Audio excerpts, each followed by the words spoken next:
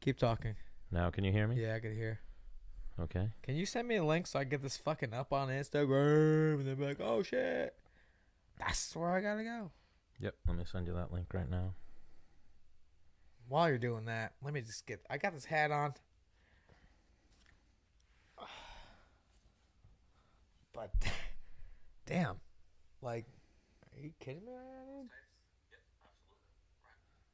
What are you doing? Fixing your hair? Dude, is it just me or is it just flowing? I noticed you finally got your haircut. Fuck you. It's been a minute, man. Times are tough. It's just been a minute. I go to my homie, the Gentleman's Den in Belmore. Okay. My homie Ray hooks it up mean.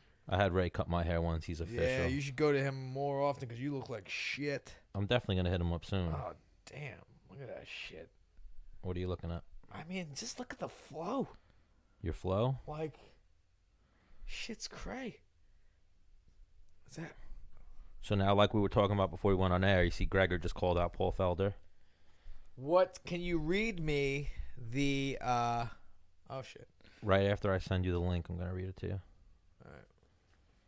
But, it's like, I believe you told him that, didn't you? I did. Hang on. I told him because he hit me up and was like, hey, man, can you give me Chael's number? And I was like, why? He's going to call him up and be like, yo, and he was like, I just want to talk to him because he kind of called me out about having the worst call out ever. I was like, oh, and I was playing dumb. Like I didn't know. And I was like, what'd he say? What do you mean? What do you mean? I thought it was good. No, It wasn't good. We love you, Gregor, but it wasn't good. No, I told him, hey, if you ever do another call out, hit up your boy. Hit up you? I would, hang on, because, dude, I would put it together mean. Mm-hmm. You know, like, all right, here's kind of what you're going to say. You're going to say these things in this ballpark. And, Well, remember, like, me and you were talking, and you said you were like, he doesn't really talk shit, but he does. Like, his skills is what he needs to go into. He doesn't need to be malicious. He doesn't need to be like, yo, you're a piece of shit, and you're an asshole, and blah, blah, blah. But he just needs to be like, yo, you can't stop a double leg to save your fucking life. like, an amazing one is that you can't, I used to tell people, like, you can't wrestle your way out of a wet paper bag. Yeah, and, like, that's one of his things that he could say all day. Yeah. Like, you're fucked. Like, you are, I'll get on, like, and even Conor. He should call out Conor and be like, Conor, I saw what Khabib did to you. I think I stopped you earlier. Like, it took him 4 rounds. I think I take you out by the second, third round. Just some shit like that. And I think that would go a lot further for him. Yeah. And that's what people want to hear, unfortunately. We're in like we were talking with Aljamain, we're in that era where people, they just want to hear some shit. They want to hear guys really, call out the guy, say some dumb shit. They want to hear fucking, Like, we're going to talk to Belal. Did you get to watch Belal's fight? I did not. I was working. John Anik was like, so I know you're not the calling out type. He was like, oh, no, I am the calling out type. And he had a name ready. He was like, I want top 15, but I'll fight Li Jingliang. Like, he called out a Japanese dude who won last week. Why, you know that dude? No. I just like that Belal was like, no, I am that It was dude. just too funny that John Anik was like, I know you're not the calling out type. He was like, oh, no, I am the calling out type. You must not know me. Yeah, that was good. But yes, for sure, Belal's the calling out type.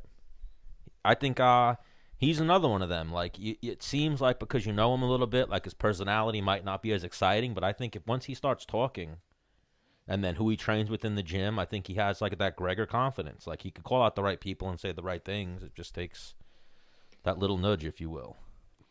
But yeah, so Gregor calling out Paul Felder. Yeah, can you read it to me? Yeah, let me get that up. I mean, it looked like it actually, to be honest with you, if I'm just going to say this off the bat from what I saw in the 2 seconds, it didn't look good. He posted. Go to that screen on for them to see. He posted like a fucking. Can you go to? Yeah, 1 second. Man, Stan, I almost fucked you up just now. Why? You 1 second me, like I was your son. Did I? Yeah. Well, I just want to make sure I get the right page up without giving away personal information before I go to that other screen. Ooh. Like your credit card number and shit? Yeah, something like that. But come on, Gregor. He posted a picture of a fucking dinosaur. Is that Did he really put a dragon underneath of it? Yep. Okay, let's hear it. Let me see. I will just call him on the fly right now if I need to. Yeah, I think we might have to because I told you I hit him up. He posted, "Hey, Paul Felder, you looked good in your kickboxing fight with Edson. Let's see how you do in an MMA fight with me." What? It's just funny. He's being so respectful. Let's see how you would do in a fight with me. You know, just he should say, like, Paul Felder, I honestly don't think you have anything for me.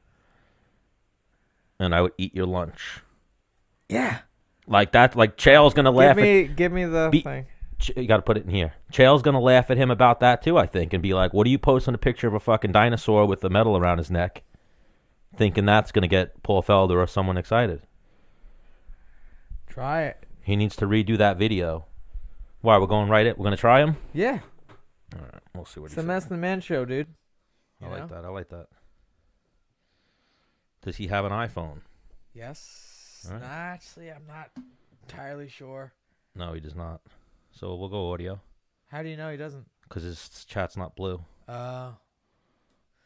Gregor has whatever's cheapest. Yeah.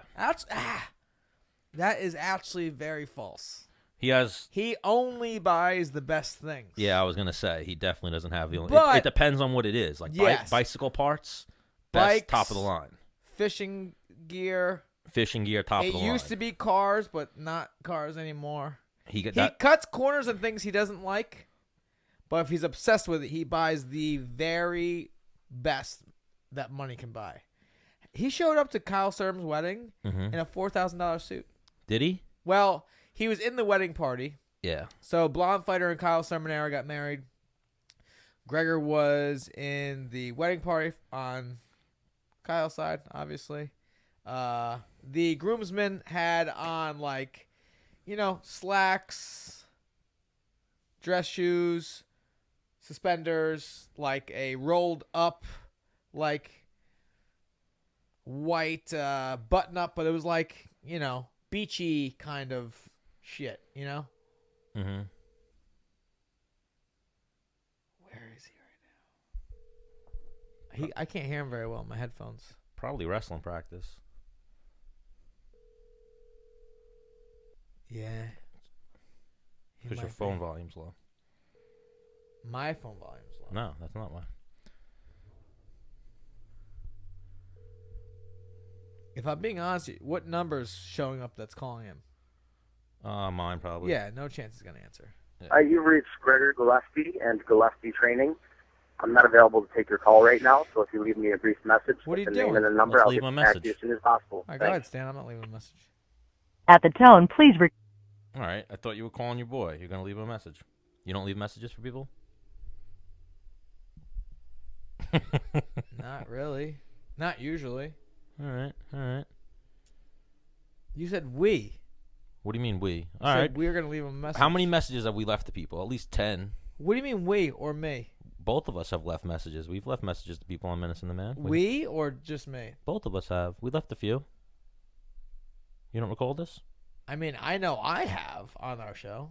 No. I'm trying to think of who. We've I know definitely the left only messages person would before. be Phil Baroni that we left a message on. Yeah. Well, Gregor just texted me, hello, with a question mark. Yeah, he's you gonna respond back to him? Yeah. What are you gonna say? It's Paul Felder. What's up? I just saw you talking shit on Facebook. Wow, you won't put that. You won't put that. Bro, but then if I put that, he ain't going to answer then, you think? I mean, only anybody knows. So what should I go with? Should I write it's Menace and The Man or should I write it's Paul Felder? Your best bet is it's Dennis Bermudez. Yes. This is my what line? My business line. The show line. He doesn't like shows. I think he said this is like my work phone. Well, what does he call you? My work Does he phone. call you Dennis or he calls you Bermudez? Dennis?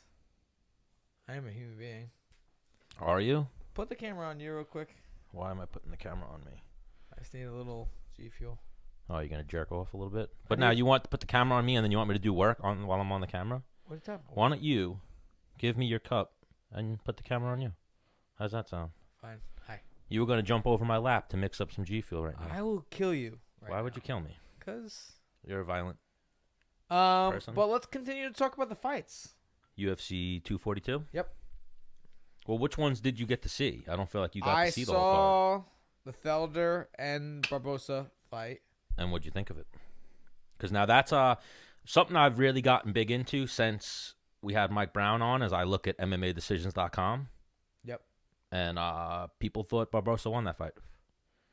And I remember at initial, I thought Barbosa won that fight. I thought it was 2-1 Barbosa. You see that, Nat? Or were you just smacking me? Yeah, because you're in my shot. Oh, my elbow? No, not. Yes, you were. No, I was. Oh, I was. Yeah.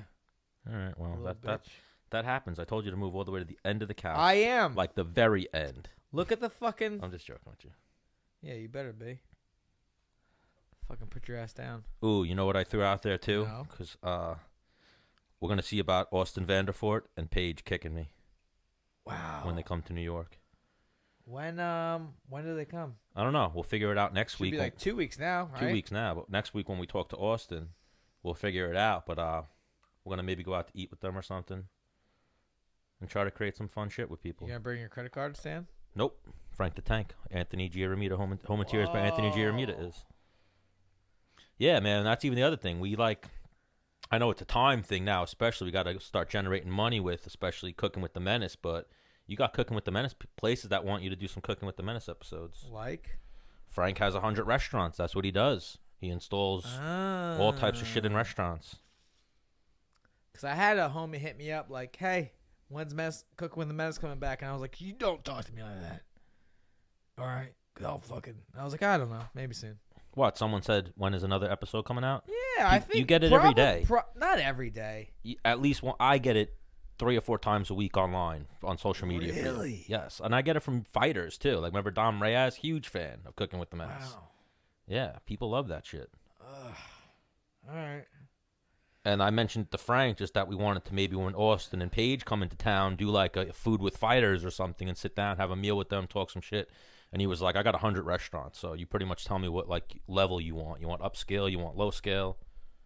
No. Yeah. Oh, okay. Give me low scale, Frank.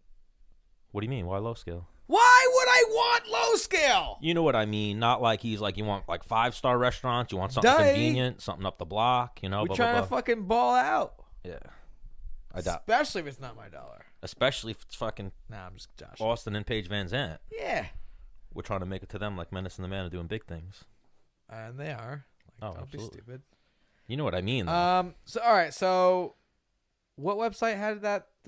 Edson? Well, the thing is, Edson was backing up the whole time. MMADecisions.com. If you go there, it says that When the fight happened, you were like, "See, look at that. That doesn't make any sense." And when it goes to judging, I couldn't concur. How does one judge have it 30-27 Barbosa, another judge have it 30-27 Felder, and then the other judge had it 29-28 Felder. like, I had really? it was 29. How can it be that lopsided? It was 29-28 somebody, but I didn't agree with it being Paul Felder. But then it was super close. That obviously going either way, I'm not going to be like, oh, fucking horrible, worst decision ever. But I'd have to rewatch it. But initially, I thought Barbosa.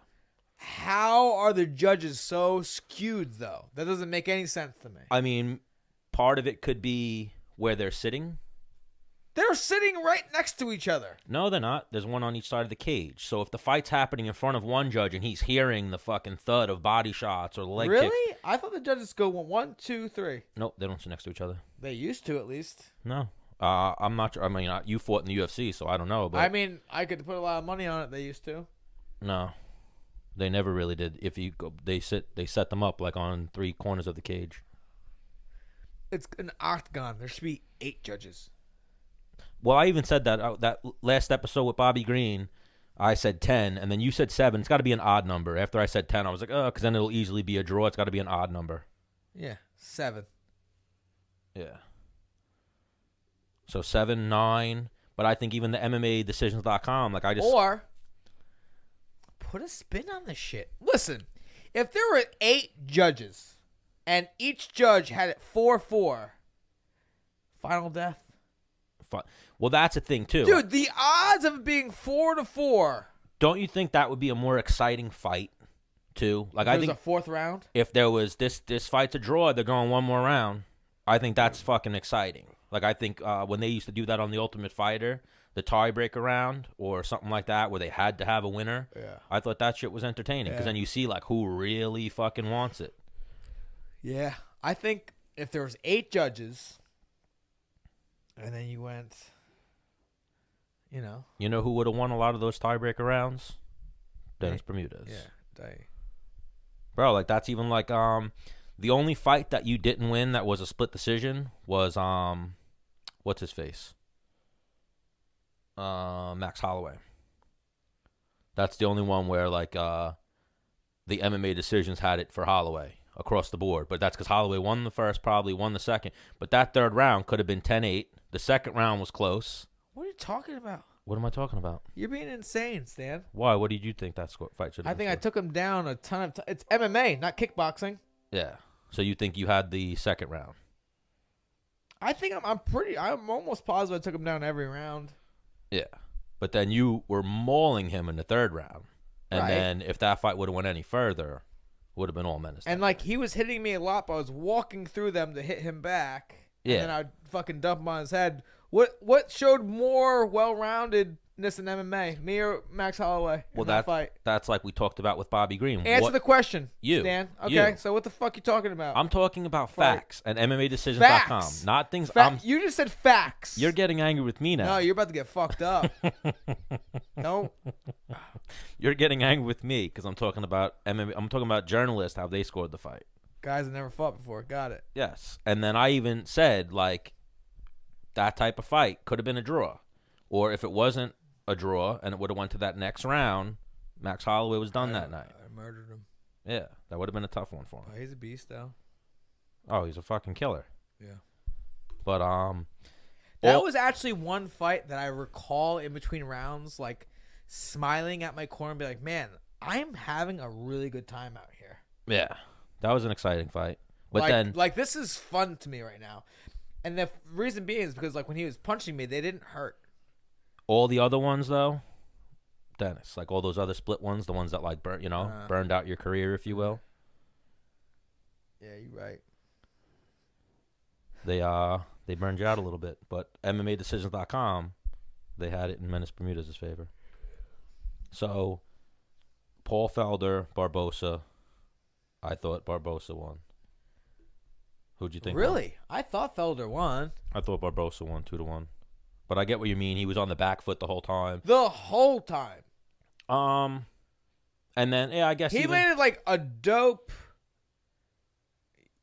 Yeah. Let's call Eddie right now. Eddie? Yeah. All right. Well, probably could have got Gregor back on, too. I just didn't have the moment to text him. Well, in your eyes, who's bigger? Forget about it. Not a question. So answer the question. Eddie Alvarez. He has a bigger following. He's a bigger name. Oh. It's almost like a numbers thing. A fact of numbers. Stan, how much would it cost for me to pee on you? We already went over this that one episode. Oh, we did. Yeah. I feel like I was. What was the number? Well, you didn't ask him. What the fuck did you? What are you doing? Ask him if FaceTime's cool. I already talked to him about this, and he said yes. About FaceTime? Yeah. Oh, all right. Well, I'd like to make sure. I think you're stupid. How am But I Stan, stupid? what's the number for you to get peed on? I mean, we went. It might have changed. I want your answer now. I want to go back to previous episode that I was on, and I want to see what the answer was then. Well, the answer It was then. colder then. Well, no, it was warmer then, I think. No, it was in like fucking like. No, it was when we had Sal in studio. Sal at the other. We never had Sal at the other. We had Sal here. I know, but I feel like this conversation happened at the other one. What do you mean the other one? At the other studio that we were at. We never had Sal at that studio. I know that. Oh, you're saying it happened at... I don't think it happened at that I studio. don't know. All right. Stop avoiding the question.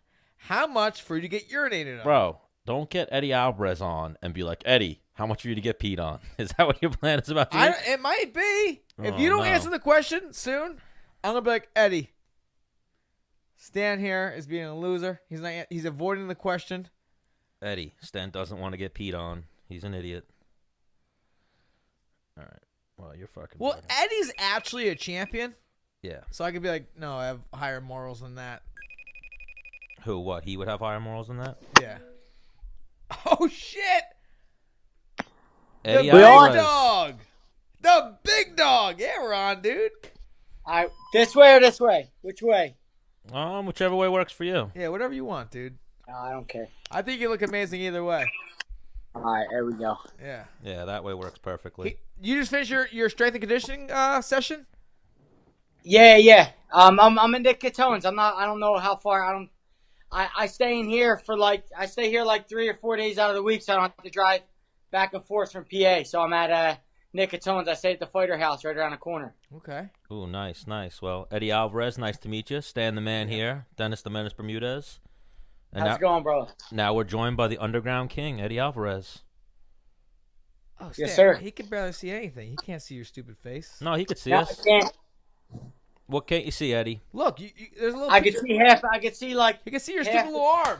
Yeah, half the tennis. if you did the camera the other way, then you'd be able to see both of us. But this, Okay, let me give it a shot. no. But then the other way, Oh, Yeah, there we okay. go. yeah, yeah. there you go.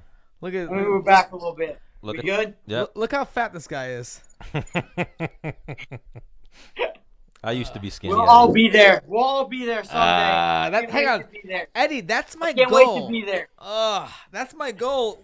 Well, hang on, Eddie. You're married with kids and shit. You know, so like you have this like comfort zone about like your appearance. You know. Yeah. I'm a single dude that's gotta like, be, I gotta be looking good. Stan, You're not fully taken yet. Yeah, Yes. I could. Look, me and my wife, we've been together forever, and my wife don't make excuses. We have 4 children. We've been together since we were 15 years old. But she makes it a point to always look good, look sexy, yeah. and we do well like that. Hey. We met each other when we met each other. We were fit, so we promised each other we stay that way. Wow. Yeah, and you guys been together forever. Hey, So. your lady is Yeah. a fox. I will give you kudos for that. Well done, sir. I appreciate that. Yeah, I yeah. appreciate that. So what's going on, Eddie? You got another fight coming up, right? Yeah, so we are fighting October 13th. It's going to be the first one champion. It's the 100th anniversary of one championship, and it's going to air prime time here in the United States. Is the first time one championship Oh, damn. airing prime time on TNT here in the United States. So Damn. it's a huge thing for myself to bring one to America and let them see the show we put on. Oh, wait, this is the finals of that tournament. Yes, sir. Oh, so you're about to – I was going to say, if he does win that one championship, he makes history, but you're very close to making that history. You're going to be the most prestigious champion in combat sports history when you win this. So the tournament title is different. I'm gonna win the tournament title, but that doesn't mean I capture the title yet. I still have to fight the champion. Oh, okay. But you're one who's, step closer. I'm just I'm one fight away from fighting for that championship belt, and I don't believe I ever got an opportunity the first time at least at a championship belt and let it slip. So I'm looking forward to the next couple of months ahead. Yeah, because I mean, you're one of those. So I was talking to Stan about how I spoke to you on the phone yesterday, and I'm like, man, Eddie was talking to me like I was like his boss. Like he was just so polite and so nice. Like I haven't like scratched the surface of the shit you've done. And he's like, he's just one of those. He's a real one. You know what I mean? Yeah. You're from Philly, right? Born right in Kensington in North Philadelphia. Okay. So Yeah. humble beginnings, but I'll never ever not pick up a fighter's call. Any fighter, especially fighter who's not really like competing. I see what you're doing, Dennis, and like I'll be there. We can empathize with each other, and we're all gonna need each other at some point. So, Right. I appreciate what you do, and I can't wait till. I mean, I tell people all the time, like, oh, when are you gonna quit this? I'm like, I've been wanting to retire for 12 years now, so I don't know. I'm not sure. Yeah, I mean, for me personally, I remember like, I don't know, I just had that shitty stint of just losses where I was like, you know what? Fuck these guys, man. This is bullshit. I'm not doing this shit anymore. You know what I mean? Like, one guy's gonna go, you get half your money. Like, what? Yeah. How are you gonna have it that I fucking lost around 30-27 when I mauled the guy? Clearly. Yeah. You know, and it's that kind of shit that I was like, you know what? I'm good, man. Because I got kids. I know you have kids, and I know this, like, CTE, you know, has, like, hit the surface. I don't want to be, like, a test dummy. Like, oh, it turns out the CTE is worse than we thought. Yeah, I've been down that rabbit hole, like, where I was contemplating that whole thing. I had a bad brain injury, like, before the third possible Mike Chandler fight. I got a bad injury, and I contemplated being out of this whole thing. And before the UFC. Yeah. Before I signed my UFC deal, I got a bad brain injury. It messed up, like, my vestibular system. So the system that controls my head and eye movement, like if I go like that and my eyes have to go that way, that got really, really fucked up. Wow. And I took a whole year off, and do I have someone behind me right now? Yeah, you got the window washer. He's killing it right now, though. I thought I found a quiet spot, but apparently not. Hang on, that's amazing. Hang on, when you watch those guys work, they're like fucking like, they're so like efficient. Yeah. Like they're like, he's man. a ninja with the window wand. Oh man, this guy's If been doing it a while. He's slow. If there was a fifth Ninja Turtle, it'd be that guy with two windshield washers. Wow, I agree, man. Fucking people up. So what's give me like your family life. So I mean, obviously, you're in Jersey for 3 to 4 days, and then you go home and chill with the fam. Yeah. So like I said, me and my wife been together forever, so she understands the sport. Yep. We've been through it all, and like unlike most fighters, like a lot of fighters separate their wives and their family from fighting, and I think like that's silly, because if you bring your wife in and let her understand it, they actually see how fucking dangerous it is, and then they get it, and then they allow you your time and allow you, rather than be like resentful toward it. I see a lot of women and wives and girlfriends, they don't understand what we're going through, our fears, our anxieties, and the stuff that comes along with it, the possible injuries. So like early on, I brought my wife on, and she got to see all the terrible shit, and now she's like, she'll tell me to leave the house before I ever do leave. She'll like, you need to get out of here and get gone. So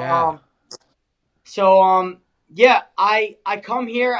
Monday I have Ricardo Almeida's and strength and conditioning in Pennsylvania, and then Tuesday morning we have sparring here at Nick Catone's, and I have a lot of stuff between Tuesday and Thursday here at Nick's with the coaches and Mark Henry and wrestling. So I just stay here all the way to Friday morning basically, and then I go home for the weekend and chill. And chill, just do a little cardio and shit like that. No. Sunday I swim, and Saturday we have another sparring. But I usually go home Saturday, Sunday, and yeah, it's more relaxed than it is during the week, and I don't have to drive as much, you know? Yeah. When is this next one? You said the 13th, October 13th. October 13th? Yeah, 12th and 13th, they're having shows. So One Championship's doing back-to-back shows for their 100th anniversary. So on the 12th and 13th, they're having shows that'll air on TNT primetime. All right, that's what's up. And this is their debut on TNT as well, right? Yes, sir. Yep. All right, so they're coming correct. They're bringing one of the greatest lightweights to ever live. wait till you guys see this show. I'm not you guys know I fought forever. I fought for Bellator, Bodog, MFC, Reality. I fought for every single promotion there was. One championship, when you see their show on TV or if you're able to make it live when they come here in 2020, it is fucking amazing. It's like you'll get chills because it feels like old school Pride where they announce the guys before they come out. They have the battle drums, the Japanese samurai warrior drums, and it's unreal, man. It's like nothing I ever seen. You fought in Pride, no? Yeah. I fought in Dream, Okay. was Pride sold, and then they created Dream, and then I fought in Dream. So everybody who fought in that Pride Lightweight Grand Prix, they end up fighting the following year in the Dream Lightweight Grand Prix. Oh, okay. And how old were you then? Because I think I might have had like your highlight tapes, like whatever, before I started getting into MMA. And he had the white spandex on, the white fucking Valtudos. Yeah. That was I think I fought Joachim Hansen then, and I was maybe like 23 years old, maybe like 13 years ago. Yeah, I mean, you're still young. You're 35, right? He's not good at math. Well, 35, yo. Hang on. He had to think about it there. It 23. It seems like you've been doing this forever. Like you're one of those guys. I had my first pro fight at the Rexplex in a basketball gym in front of like 75 people for Ring of Combat for Lou Neglia. Oh, damn. Yeah, in 2003. That was my very first pro MMA fight. 03. Shout out to Lou Neglia. I know he's got a show coming up this weekend. Are you going to that one? I think so. I think Joe Bodybags Pfeiffer. He's a huge draw here in Philadelphia and a young up and coming kid. I think he might be headlining it. Yeah, Joe Piper. I know he's worked with Sermonara before. That dude. If I saw him, I think I would recognize him. He's supposed to be really good. I knew Joey since he was like 4 years old. So, and Joey's been competing BJJ and MMA since he was 4. So that kid's gonna be something special. So what got you into fighting even? I grew up in Kensington, and if you read about Kensington is where Rocky was filmed. Okay. The first Rocky. Got you. So North Philadelphia, there's boxing gyms on like every corner, and then they would have gym wars. You would bounce from gym to gym and spar each other. So Dennis, if you could picture like a neighborhood where you knock for your friends and you play stickball or football, we knock for our friends. We have 4 boxing gloves, you know? Yeah. You would say, "Hey, you want to box?" And no, I got homework or something like that. Or hey, you want to box? And then you box right in the middle of the street. Damn. Or if nobody had gloves, we would slap box. Yeah. So me and my homies growing up, my father bought me and my younger brother these like. They're from KB Toys. They had like fucking. They had like feathers in them. You know, they maybe were like 4 ounces. Yeah. And we had them forever. And as we grew older, our fingers came out of the ends of them, and we still would fight with them. You know what I mean? So, and we would fight on the trampoline, and like our friends, the whole 9. You know, but no real protection when you punch someone in the face. Yeah. Like my old man was boxing my older brother. My older brother like hooked up nice, and he was 15. And my dad said, "Okay." Wham! And like hit my brother. And my brother's head hit the fucking closet door, and he sunk right there and like was knocked out. My stepmom was like, "Are you fucking serious?" She's like, "Wait, he hit me hard." Yeah. That was the you know. I remember one time my dad had you know too many cocktails at dinner. We're in the car driving home. He's like, "Hey, $20 for the winner between you two." It was me and my younger brother. And my younger brother was like, "No, Dad, like fucking stop." You know, I'm like, "Jay, shut up. Okay? Just take the L. All right, I'll split it. I'll split it with you." But Yeah, it happened, and I fucked his ass up. Yeah, so Eddie, we don't try to glorify it, but one of our favorite things that we love to talk about is street fights. Ooh. And not in like the negative way. We like to get laughs out of it. So Yeah. obviously, I'm sure you had some street fights growing up, right? Yeah, lie to us. I got some great ones. Plenty. I can go on for days about street fights. Well, we'll take one right now. Your best one. And I want the circumstance of why it happened. He smacked your mom. What happened? No. Kicked your nothing dog? like that. There was from like 17 to about 19 years old. I had an ID. I was able to go out. I had an ID, so I was able to go out and drink. And I didn't have a ton of parental guidance. My parents left. You know how normal kids leave their house at 18? Right. Well, when I turned 18, my parents left. Wow. So my father, kind of similar thing. At when he was 17 years old, his parents were like, "We're going to Puerto Rico. You coming or staying?" Yeah. So I stayed home, and I split the bills with my brother and sisters who were not far in age. So I was basically able to do what I wanted at 18, and I was bar hopping, doing what a free 18-year-old would do, and getting into trouble with friends. But one instance was we were. But you had outside your lady at this time. Yeah, we were. Me and her been in a number of street fights. Oh. She'll fight before any one of my friends. Wow. Yeah, like you hear her when you fight, she almost wants to get in the cage. Yeah. She's the loudest one in the audience.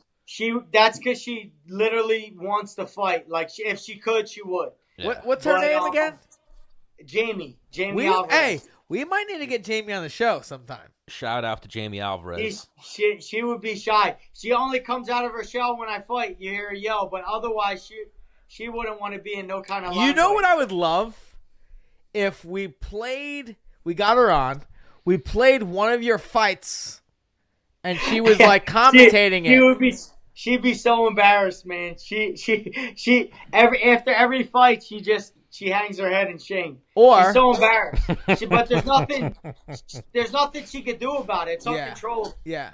I forget who I was fighting, but Boss Rutan was sitting in front of my lady at the time, and she was going nuts.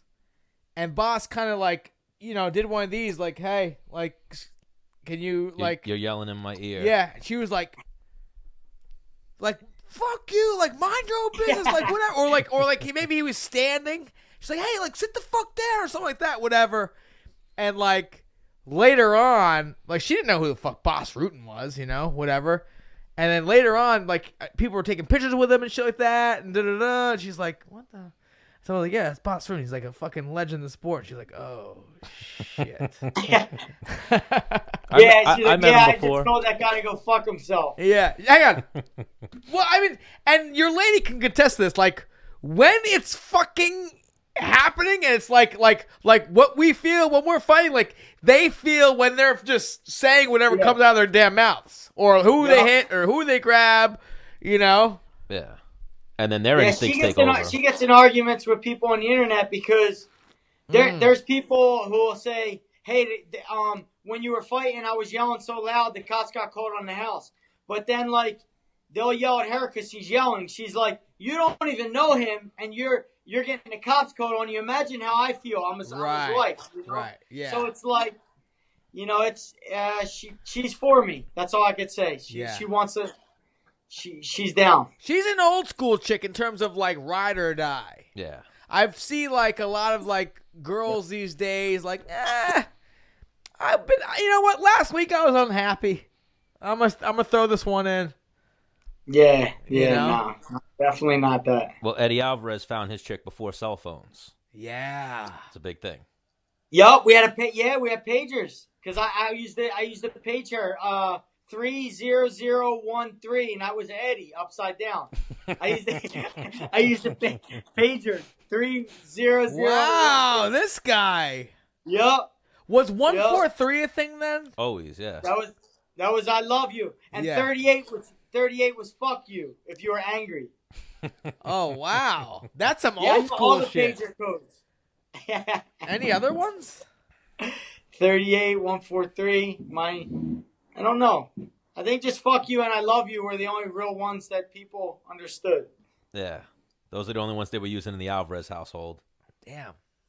So what's it like? Well, here, we cut him off when we started sorry. talking about his wife, the street fight we didn't get to. Oh, yes, that's right. Give us a good street fighting story, Eddie. Good job, Stan. Okay, good street fight. So there was a place called Tiki Bob's in Philadelphia when I was younger. I think it was on like 3rd Street, and a lot of fights outside this club. But we were outside a club. There was 3 other kids outside the club, and it was like very childish, like fuck you, you bitch, all that kind of stuff, right? And the kids basically like we were like, as long as they were away from us, we were fine. But they were about to get inside of a cab, and the kid was like, "That's what I thought, you fucking pussy," like that. Oof. As he reached for the cab door. So like he was basically. Hang on, you were in the cab. You were in the cab. No, I was on the street, right in front of the cab, and he decided that he was going to call me a bitch right as he got in, and then skate away, and then I was going to end up being the guy who got bitched up by the guy who got in the cab. Yeah. So, before he got to get in the cab, he said he called me the P word. He went to grab the cab door, and I kicked the cab door. Wow. Like, you were not going nowhere. No, his fucking hand got caught in between the door and shut. His hand was shut in the door. and he yells, "Ah!" It was the door shut with his hand in it. Oh, my gosh. As soon as it showed his hand in it, my friend snuck him and knocked him out cold. Yes. And at this point in my life, by his hand. at this point in my life, we were ruthless, like terrible. So the minute that happened, he went out, and his friend from behind was coming to hit me, and I punched this kid and knocked him out, and my friend kicks him in the face like a soccer kick to the face, and within like a 10-second frame, there was 3 guys laid out on 3rd Street, and we looked like to check everybody's out, and then ran down 3rd Street and got out of there. Love it. And it turns out like the next day, the guy that I turned around and punched was like a Temple College cheerleader. One of them big guys who tossed the people. Hang on, those motherfuckers are strong as fuck though. Yeah, they're usually jacked. I didn't care. A win was a win at that point in my life, and I would have took a W against anyone. Oh, every time. And then the next question I have is like, during that time period, was that when like Onyx was hot, like slam, da da da. That was let the boys. No, not yet. He's not that much older than us. He's not that much older than us. Yeah. Onyx was before, like, that time was like Rough Riders. Rough Riders, the Anthem, all that stuff was like. Yeah, like what we were bopping to in high school or middle school, he was listening to in high school. But hang on. Yeah. I just gotta say this right now. So I did a little snap today, and I just said like one little verse the Sticky Finger said in that Slam song, and I tagged Onyx. They're now following me, and they reposted it. That's amazing. Yeah, we gotta get Sticky Fingers on the show. We gotta get them come in the studio and perform. That'd be amazing. There you go. Yeah. Come in the studio and perform. What do you mean? They would do it for you. You're a professional fighter in the UFC. They'll do some shit for you. Maybe we'll get them to your birthday. Stan, you're insane. I just want to talk to Sticky Fingers. That's it. You just want to talk to Sticky Fingers? Hang on, you remember Sticky Fingers? Of course. Eddie, right? Do I? Sticky Fingers. Not necessarily. I remember that song, but he was like the crazy guy in the Onyx, like the one with the lazy eye, with the fucked up eye. Yeah. Yeah. All right, but we'll get him. So he's like the old school Fetty Wap. The original Fetty Wap. He's original. The original. But Fetty he was Wap. like he was like the rapper who was like ripped and jacked before DMX and Ja Rule. Yeah. You know. All right. Damn. So back to fatherhood. Let's go there. We got the street fight. We got a good street fight. Yeah. Fatherhood. Do your kids play video games? Yes, they do. Do you play video games? No, I actually am the guy like yelling at them to get the hell off the video games. Now, yeah. The thing is like your kids could potentially make more money than you do playing video games than you do fighting, and you're a professional athlete. If they're the best at it. Okay, and I'm old school as a parent, like, and I try to understand that I'm old school and try to like better understand them in the changing world that we're in. Yeah. But regardless of whether, and I'm aware that with this esports and this stuff, they can make, potentially hundreds of millions of dollars, tens of millions of dollars. I still don't condone it because I just don't think it's healthy for a kid to sit in a room that long and not use his body and his five senses. Right. I think it's a cheap, fast way to stimulate your mind versus like what we used to do where we went outside, knocked for a friend, and play a game. So there needs to be, I think the balance has tipped too far into the video game side and needs a better balance. So as a parent, I try to enforce that a little bit. Yeah. Oh, well, even the tablets. Like, how old are your kids, Eddie? I have 14, 11, 9. They're my boys, and then I have a 4-year-old girl. Are they addicted to like the tablets or the phone? No, he shuts that shit down. I don't give them. I give them times, and I don't like sometimes on the weekends when me and my wife want to just relax. They take advantage of that. Like, oh, mom and dad are relaxing, and I have to go in the rooms and tell them get the hell outside. You know what I mean? Like I don't play that shit, man. I really don't like that. I'm okay with at leisure, but it's a very weird thing for me as a dad that kids only connect on a game when they don't connect like socially anymore. Like actually be with the other kid rather they just go in the room alone and connect with their friends virtually or online. There needs to be I'm okay with a little bit of that, but there needs to be a better balance. Right. Yeah, because I find most kids today are addicted to a tablet. Yeah, or a phone. I don't let my kid. Like, I mean, again, if I'm trying to get some shit done, okay, bang. But for the most part, we're playing with toys. We're outside. We're swimming. We're on the trampoline. We're playing football, soccer, or Nerf battling, shooting each other. One of the things I don't allow it during dinners. I'm very strict on that. I don't allow, like, I'm not into that. I see kids where parents are having dinner and the kids are on it. That really at a pisses restaurant, me off. right? So, restaurants where they just like dig your head in a tablet. You just don't like, have to hey, socialize with your family or friends. Yeah, I want to have a good time here. Shut up, fucking little Kenny. Yeah. No, I see that too, where kids are like, the parents are like fully engaged. The kids just like, because my kids have asked for it. I'm like, get the fuck out of here. Well, now how's the baby moms? Does she let them get on the tablets? No, me and my wife are like, baby. No, I don't have a baby mom. Yeah, I was asking. You're talking to Dennis? No, I would imagine. Wait. Yeah, I imagine she's on the same ticket. Yeah. But well, that's good. There's some discipline in the Alvarez household. Yeah. Because kids will take advantage. They will. Now, me and my wife we're a good team. Look, if she disagrees with me, she'll never do it in front of them. And the same deal with me. If I totally disagree with whatever she's doing, I'll never, ever. My kids will never see that ever. And I'm big on that. We both make sure if we totally disagree, we'll do that shit in a room alone with each other, never in front of the kids. That's super important, man. Super important. Eddie, that's amazing parenting right there. Eddie, Great not parenting. only am I jealous of your physique, I'm jealous of your accomplishments. I'm jealous of your relationship too, man. This dude's out here just crushing it. I appreciate that.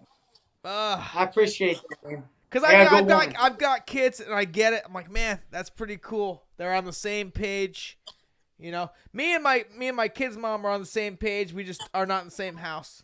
We became more on the same page after we separated than we were when we were in the same house, though, too. Yeah. Well, I mean, I always knew Eddie Alvarez was an amazing fighter. I was always like a super big fan. And then LaFleur always spoke super highly of Yes. you. Ryan LaFleur always talked about how awesome Eddie Alvarez was. Then Menace saying, yeah, I hit him up and he's super cool. He wants to come on the show. He's down to come on the show. Now talking to you, Eddie Alvarez is the fucking man. Nah, I always knew that, you idiot. You know what I mean? I'm not saying I didn't always know it. I'm saying he's an awesome dude. So actually, like, I feel like I know everything about fighting and like but like an actual question I have for you is because I met you. You were down in Florida training with the Black Zillions. That shit fell apart, whatever. And then I would have thought you went to H kickboxing, but then you came back to Jersey. So like. Throughout your career, you have bounced around because you were in the Fight Factory, right, in Philly for a minute. Is that a real place? Just Fight Factory, then to Henri Hooft, then to Mark Henry. Yeah, 3 places. Now, were those transitions tough for you? For me personally, like I'm so loyal to a fault.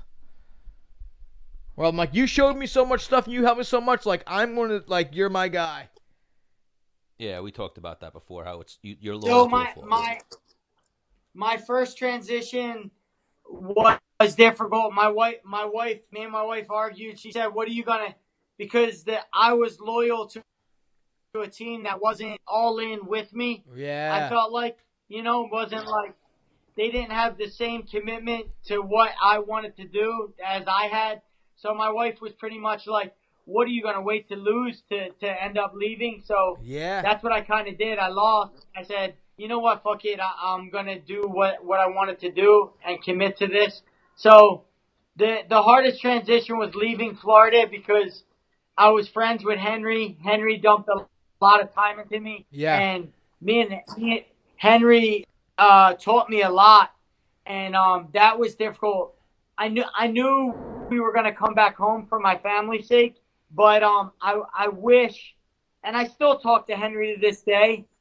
It was difficult fighting for the world title without Henry in my corner with Mark, like having Mark Henry and Henri Hooft in my corner when I won the world title. If I could, I would have liked to have both of them in my corner during that time because I was still fresh leaving Florida.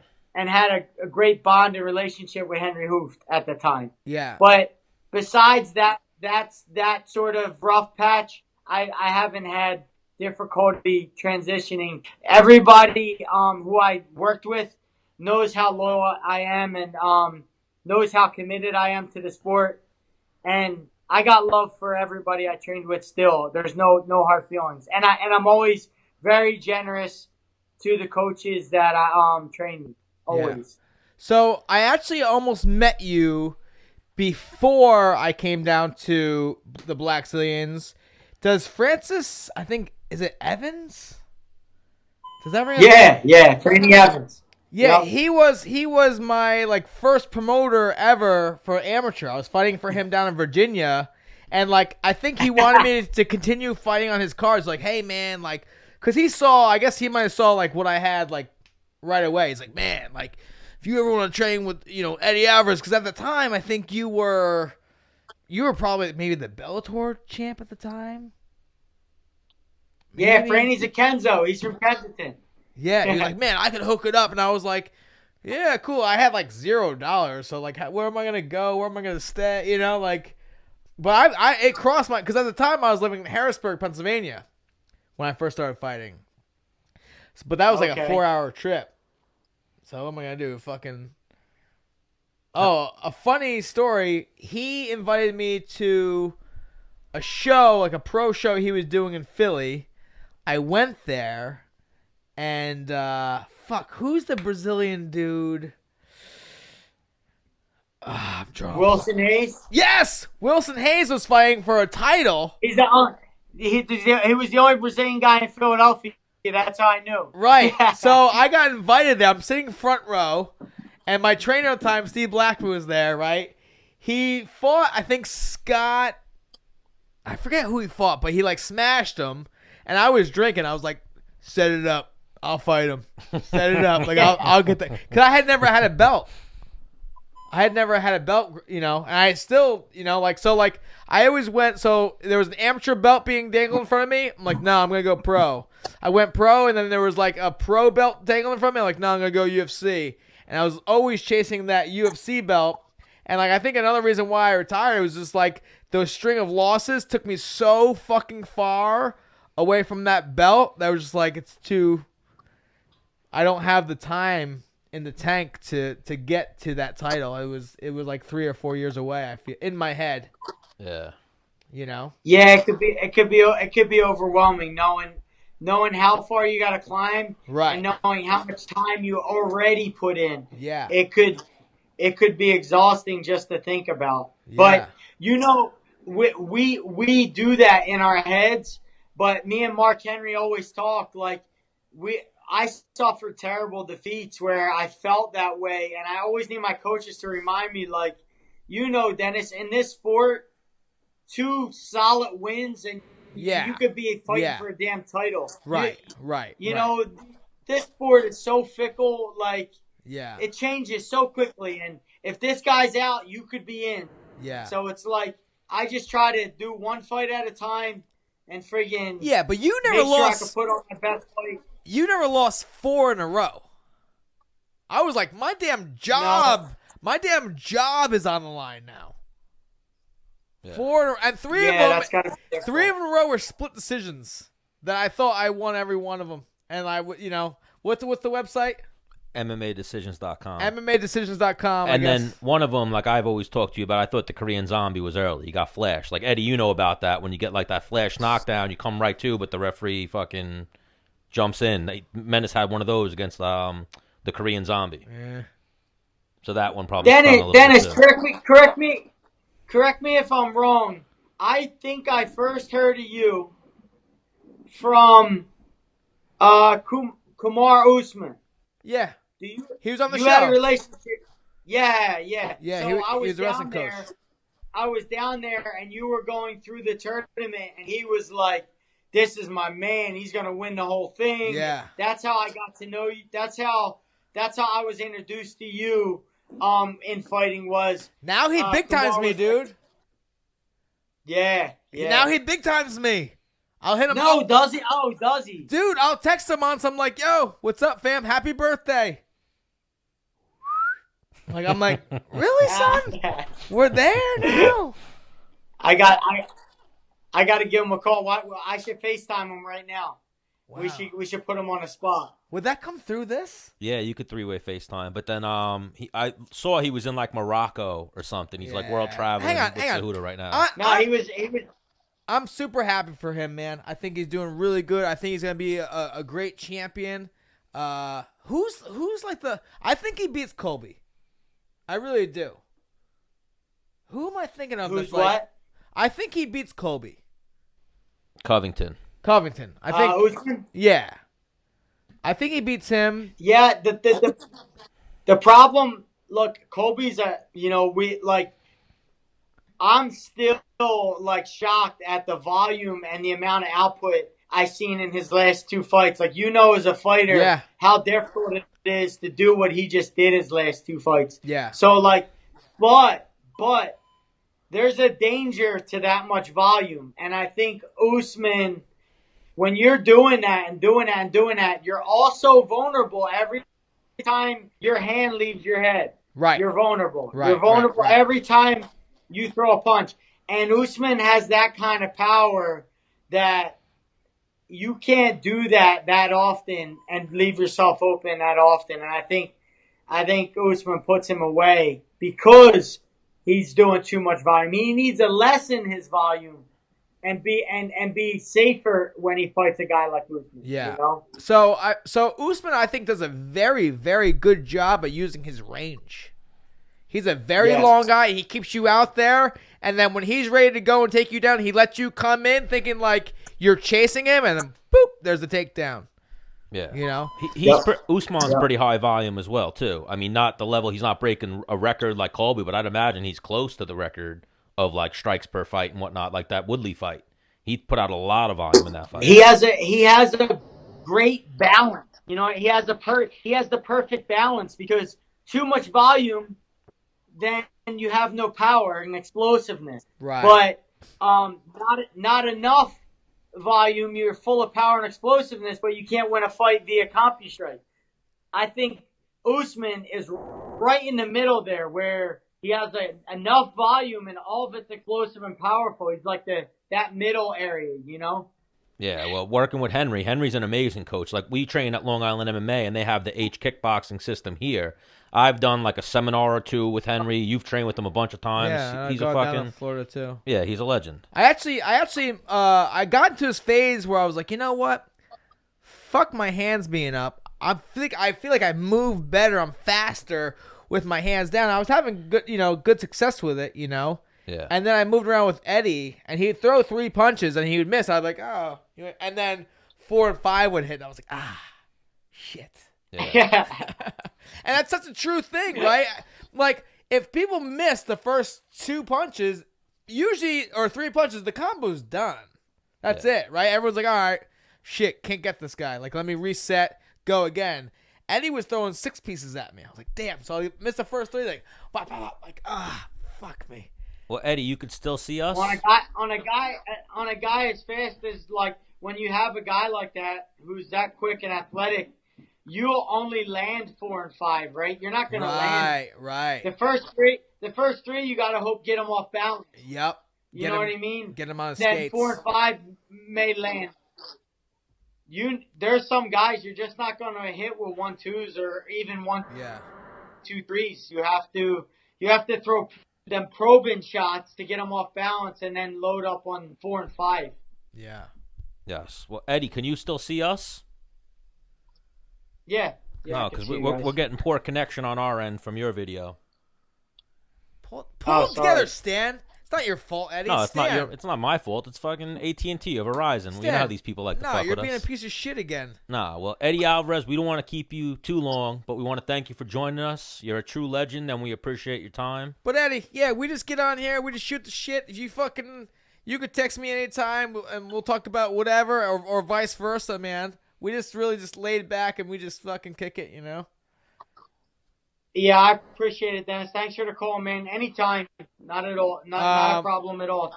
Thank you, guys. I just need you to hook me up with Frankie, Amada, or I say his fucking... Really, Frankie. We wanted to get into that. We know you know Frankie since you were kids. I need to get Frankie on the show. Ali big times us a little bit, too, and he's like, oh, you want Frankie? I don't know if I can get Frankie. It's like, just give us the number. Is this when your show is all the time? Usually we do like a Tuesday night, yeah. We have a little Monday slot that we could fill for special people. Someone like Eddie Alvarez, Frankie Edgar. Yeah. No, but the only way I could get them is if, like, after sparring, I call you guys and then I go, hey, Frank, here. And then I FaceTime. And then you guys just keep them on the phone for 5 minutes. Yeah, that wouldn't be hard. I wouldn't be hard for me to keep him on the phone. Oh, that would be epic. He wouldn't. Frankie would never big time you live on air. He would definitely sit down and talk. I love it. Yeah. We're gonna trap his ass. All right, well, Eddie Alvarez, you're the man, and again, we appreciate the time. Good luck or good fight, October 12th. Fuck yeah, dude! You're gonna fuck some shit up. Thank you, guys. Have a good day. All right, you too, bro. Later. Love that guy. Big fan. How long was that one? I don't know, half hour, 40 minutes. All right, I got to take a piss. Oh, do you? Run through me. Yeah. Talk to them about the fights, and then who's up next? We'll call Belal. We were going to do Jared and Belal, but Jared had to go home to the fiance. And can you grab me another 2 G Fuels or another 2 waters out of the fridge? Mix up some G Fuel in here. But we're going to talk to Belal Muhammad in a minute. He just won this past weekend at UFC 242. He got a performance bonus. He was the other big pops that you heard in the crowd. He was the other Muslim. Well, there was a couple of Muslim fighters, but he was the one that the crowd was going fucking nuts for. So let me shoot Belal a message. Let's see what we got going on in our chat.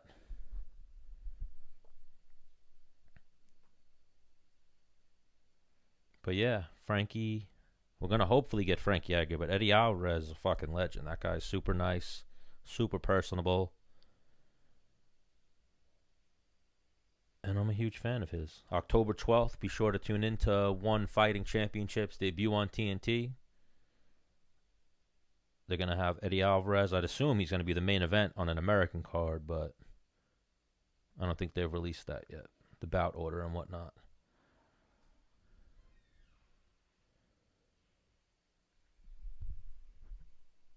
But yeah, let us know how you guys saw the fights this weekend. Who'd you guys, like we were talking about before we called Eddie, I'd like to know what the fans think of Barbosa versus Paul Felder. I feel like those two are due for a third fight after that one. The first fight, I believe Barbosa soundly won, but I thought that next fight was a little bit closer. They could definitely do that one again.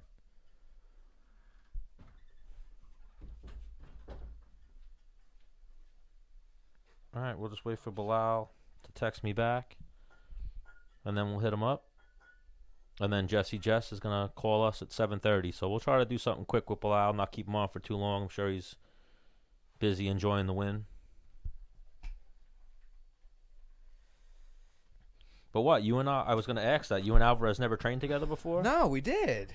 Oh, you have? Yeah, like I said, I would dodge 3 of his punches, and then 4 and 5 would hit. Because he would start punching, I'm like, nope, and then I had nowhere else to go. Yeah. And bang, bang, and then my feet would follow. I'm like, fuck. So those rounds were good or not good for you? Who got the better of those rounds? The Underground King or the They were Menace? close, but like in my head, I'm going against Eddie Alvarez. Like he's gonna fuck me up. Yeah. But like, I don't know. I think I would. I'd like to say I won a couple rounds. You know, you stole 1 or 2 maybe. Yeah. But yeah, what a fucking legend that dude is. Super personable. That's what really gets you with guys, when you realize that like they're not douchers. Yeah. Big fan of that. Yeah, I heard that. Not like that Dennis Bermudez character. Or our boy Gregor. Where's the G Fuel scooper? Gregor's big timing us. This is not a G Fuel scooper. That's a G Fuel scooper. That's our kind of G Fuel.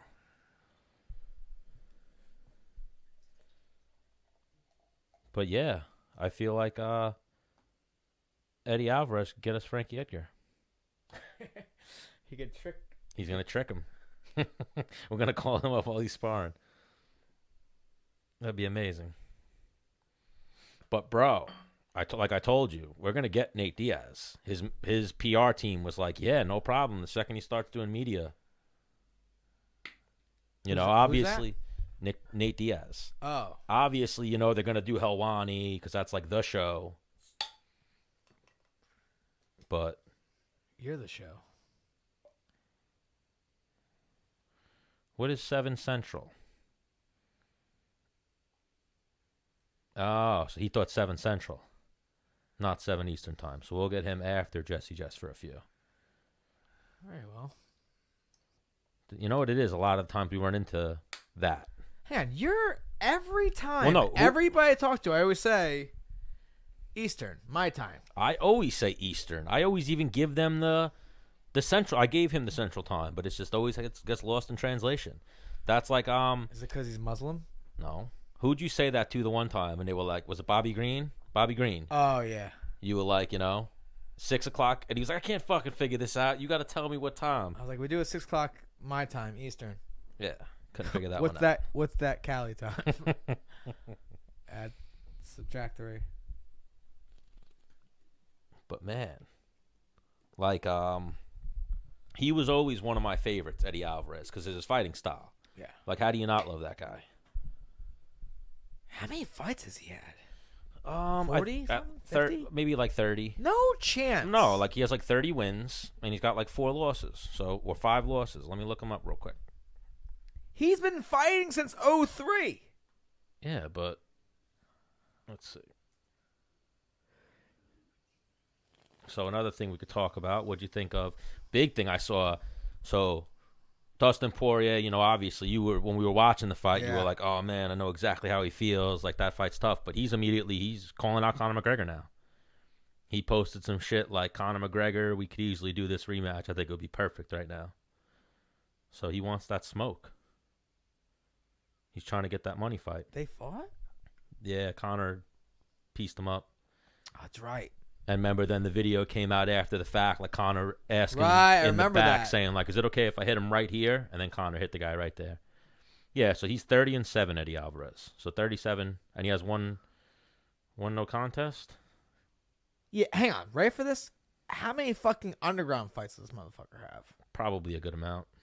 Another 30? We didn't ask him that. Yeah, I don't see any amateur fights on his record here.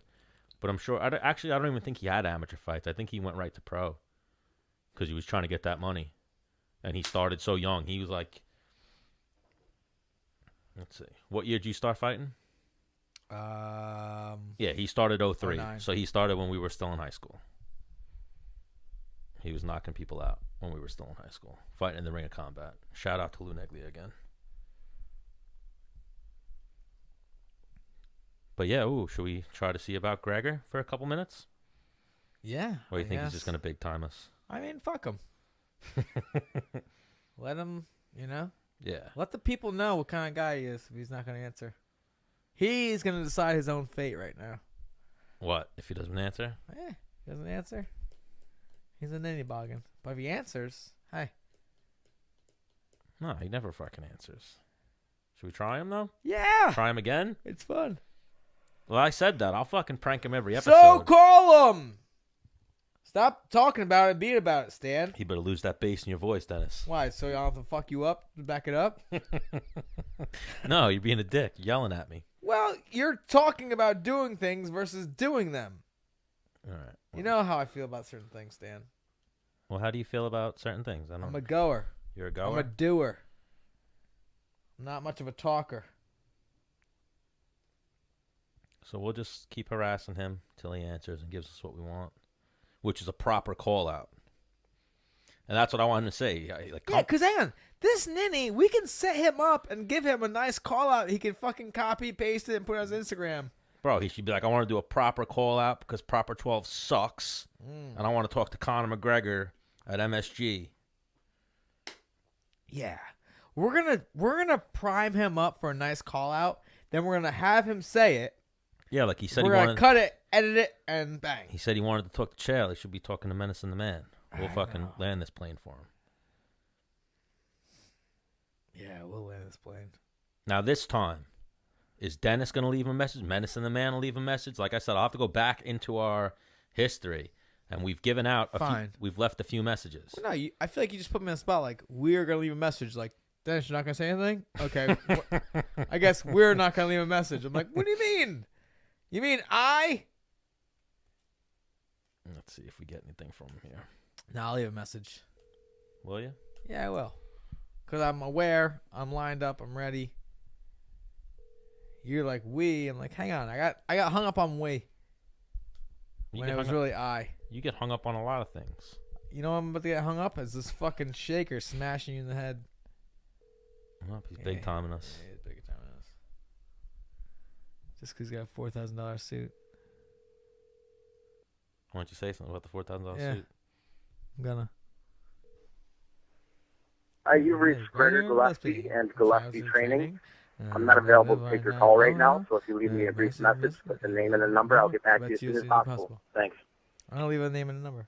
At the tone, please record your message. When you've finished recording, you may hang up or Oh. press 1 for more options. Hi, Gregor Gillespie. This is Dennis Bermudez. I'm calling from the Menace and The Man hotline. So my number is what showed up on your little phone. And I was just wondering if you're just like, walk around your place with your $4,000 suit on, just, Sending people pictures of dinosaurs, saying you want to fight them. yeah. What? Stan? He sent Paul Felder a picture of a dinosaur and said, I want to fight you. All right. Give me a call back, dude. Or give me a text and we'll work it out. We're trying to get the last undefeated Triple G on Menace and The Man. Yep. All right. Well, see you later. Yeah, he just messaged me that he was teaching. Dude, you got to have it ready to shut down the call before. Before what? before I shut down the call. Well, I had to figure it out. I had to find the button. You're a stupid idiot. Yeah, I am a stupid idiot. You know who else is a stupid idiot? You. Chris Wade? What? I'm going to tell him you said that. You could tell him I said whatever the fuck you want to tell him. You know how that game, obviously people always misinterpret what I said anyways. And be like, so he called me an idiot, but I think he was talking about you. And he was saying how he built the gym and stuff. You know how Stanley gets when he has like 2 or 3 G Fuels. Yep. All right. Well, don't get that way. Where's Jessie Jess? Oh, she's going to call us in like 10, 15. So now we'll talk even about what do you think is next. Me and you have had this. Man, I've got to talk to you for 10 or 15 minutes straight? Yeah. Holy shit. Don't make it like it's not a privilege. Oh, my gosh. So, Khabib, pretty dominant performance versus Dustin Poirier. Yeah. Love Dustin. I think Dustin's a great fighter. We did get pretty excited when Dustin rocked him a little bit. Yeah. I was like, oh, damn, this is about to happen, huh? Yeah, he caught him clean. But, I don't know. I just kind of saw the grappling aspect going in that direction. So. And that being Khabib's thing.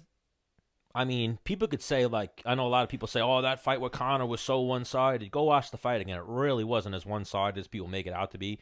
Conor won a round in the fight, landed some strikes, and that was off of a huge layoff. So yeah. I'll throw Conor in there, Justin Gaethje, Tony Ferguson. And I'll even throw Al Iaquinta in there. Even though he lost to Cowboy, I think that was an off night for Iaquinta.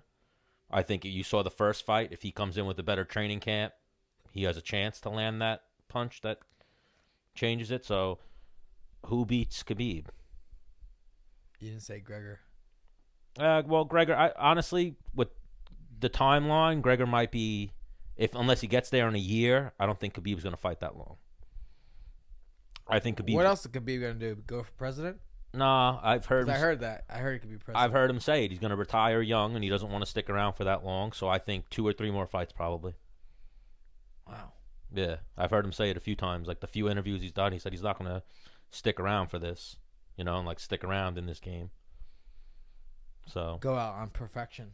Yeah, I mean, would you? Now, hear me out, right? Let's say he fights 3 more times, retires. You know the whole like GSP aspect now, like GSP can fight almost anybody he wants for almost as much money as he wants. Yeah. Because he's been on the game so long. And Dana even like alluded to, maybe I'd be open to that after this weekend. So he might. It's a possibility. No, but like what I'm saying is, let's say Khabib did a GSP move where like and just dipped out the game. But always flirted with, maybe I'll come back. Not now. Yeah. And let's say he flirted with like that for 3 years. And everybody would be like, well, he's the greatest. Yeah. They want to see him come back, and he can get probably double what he's getting now. Right? Yeah. Like, I love GSP, but I think the writing was even on the wall then. Like, the sport had caught up to him a little bit. Like, the Johnny Hendricks fight. Mm-hmm. Granted, Johnny Hendricks might have been on supplements or whatever, but that was a rough night for him. Yeah. That's one of those ones, actually. I was there. I need to go on MMA Decisions and see how they scored that, but... Dana White. Because I was in the commentary for that one. I think I got a bonus of the night.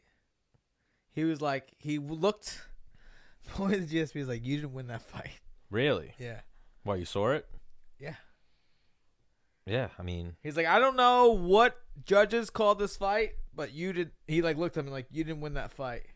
And I'm not going to say I don't agree with him. I feel like he got outworked and outlanded in that fight, but he was GSP. So, like we talked about sometimes, what are the judges judging? Right. Do they sometimes know the fighter? Judges like, wow. Are they a fan? Yeah. Yeah. I agree with all those things. Yeah. And that's fucked up. But, like, that's like something I always say with the judging. Like, and people always be like, oh, no, it's the champion. Where if there's some kind of point system. It's the champion. You got to take the belt from the champion. So I'm supposed to judge the fight completely different than the actual judging defines because he's the champion. Like if they had a stenographer for fighting. Stenographer? Like, this is a 1. Like, this is a 2. And if I fucking maul you off you, that's 3 points. Yeah. A takedown's like 5 points, or I don't know. A takedown's 10 points. Yeah. A get up is 3 points, and they had a score. So you'd have to have someone like, all right, that punch was a. But how do you? Yeah, a one. Who's gonna judge that? Yeah, that guy's still a judge. Yeah, who's gonna judge that? You almost need like ex-fighters. Because I've heard of guys that know guys that are fighting, and they like kind of sway. Yeah, oh, definitely. The numbers of how that fight actually went towards the guy they want to win. In the Northeast, look at like I know Shaolin's a judge now. I think Ricardo Almeida was a judge for a minute, or maybe Dante Rivera. One of them were becoming a judge, and they were judging fights in Jersey. And I think what happens is they get excluded from that fight when they're guys in it. You know what I mean? But then even then, like if the guy... I know lesser fights or... If the guy's not on my team, but he's trained at my gym before, can I still judge his fight? Shit like that. Right, it's a very, very slippery slope. But why don't you entertain the people? And I'm just going to use the men's I would love to become a judge just because I think you'd be good at it. Yeah. I'll call a spade a spade. Like I've watched my own buddies fight and have been like, you lost. Yo, even though you won, like you lost. Or it was a close fight and it was a split decision. I thought you lost. Or the reason why you lost, like, it keeps it real. Now, I also call bullshit too. If I thought my homie won, but he lost, like, I'll tell my boy, yo, why I thought you won, vice versa, I am, I'm a pretty hard critic on myself when I fight, especially after everything's hot and I just finished a fight. So after one of my homies' fights, it's, especially if they lost, it's a tough time to talk about the things they did wrong when they're already probably pretty down on themselves, and it's tough because it's very fresh in my mind. So on various cases, it depends if I'm like, yo, man, you should have did this. When they're asking for what they think they did wrong and why they lost, I'll give it to them. I'll shoot it to them straight. Or if I thought they won and they lost and they are questioning why they lost, I'll give them the assumption of why what maybe they saw, But yeah, I'm brutally honest with everybody I corner. So, because I also don't want my guys going into the third round thinking like, oh, I'm up 2 rounds, even though they're down, it's 1-1 going into the third. I want them to be ready to rock and roll. Remember that time that I kind of tried to judge you versus Max Holloway and you were ready to fight me over my decision? No, you don't. Oh, you do remember it. Was that a nervous laugh, Stan? No, not at all. That was my chuckle. It wasn't a nervous laugh. I'm not nervous. I'm happy. I'm good. I was just saying what MMA Decision said. I told you if the fight would have went longer, you would have killed him that night. And even the third round could have been a 10-8 round. It was one-sided. But 1 and 2 were very close. But listen, go on to Sure Dog. Who won the fucking fight, Stan? That's all that matters. Yeah, I know. Shut your damn mouth. That's all that matters. I get it. I know. That's all that matters. Because I won the damn fight. That's how it works. Hey, and Touchy Feely can say that, and Rick Glennon can say that, and fucking all these guys can say that about me. And so now, at the end of the day, you saying that, would that be something you'd really be interested in? Like maybe you'd do that on weekends, like you would go and judge fights? I think they get paid like $2,000 per event. No? That much? I don't think that much. Maybe professionally, like UFC judges might. I don't know about. I would take a 2 spot. Yeah. I don't know how much UFC judges, but I imagine the smaller events are a couple $100. My minimum, $500. Minimum to call fights for a night, and $500 for the night, and I get free booze for the night too. Well, you booze after the fight, or you're going to judge the fight intoxicated. Do you want my honest opinion on the fight, or not? Then you judge it intoxicated. No, I mean you're gonna get a real there'll be no second guessing. Like you're gonna yep, that guy fucking lost. Boop. Yeah. Sorry, James. You'll get the realness. I'll see you at my wedding. But yeah, like we always talk about how Sermonara knows everybody. that guy Joe Pfeiffer that Eddie Alvarez was talking about, that I guess is the main event of the Ring of Combat. Yeah, that dude. Yeah, if I saw him, I would know him. A matchmaker offered me him for Hugh McKenna one time, and I was like, I'd rather not. Yeah, I'd rather not. I looked him up and was like, I think Hugh's good, because he's like, you know how Hugh like moved up to 185, maybe a little undersized at 185. He's a big 185. Yeah, he's like I'm gonna make a G Fuel real quick. He's like a cutting from 210 type of 185. Big boy.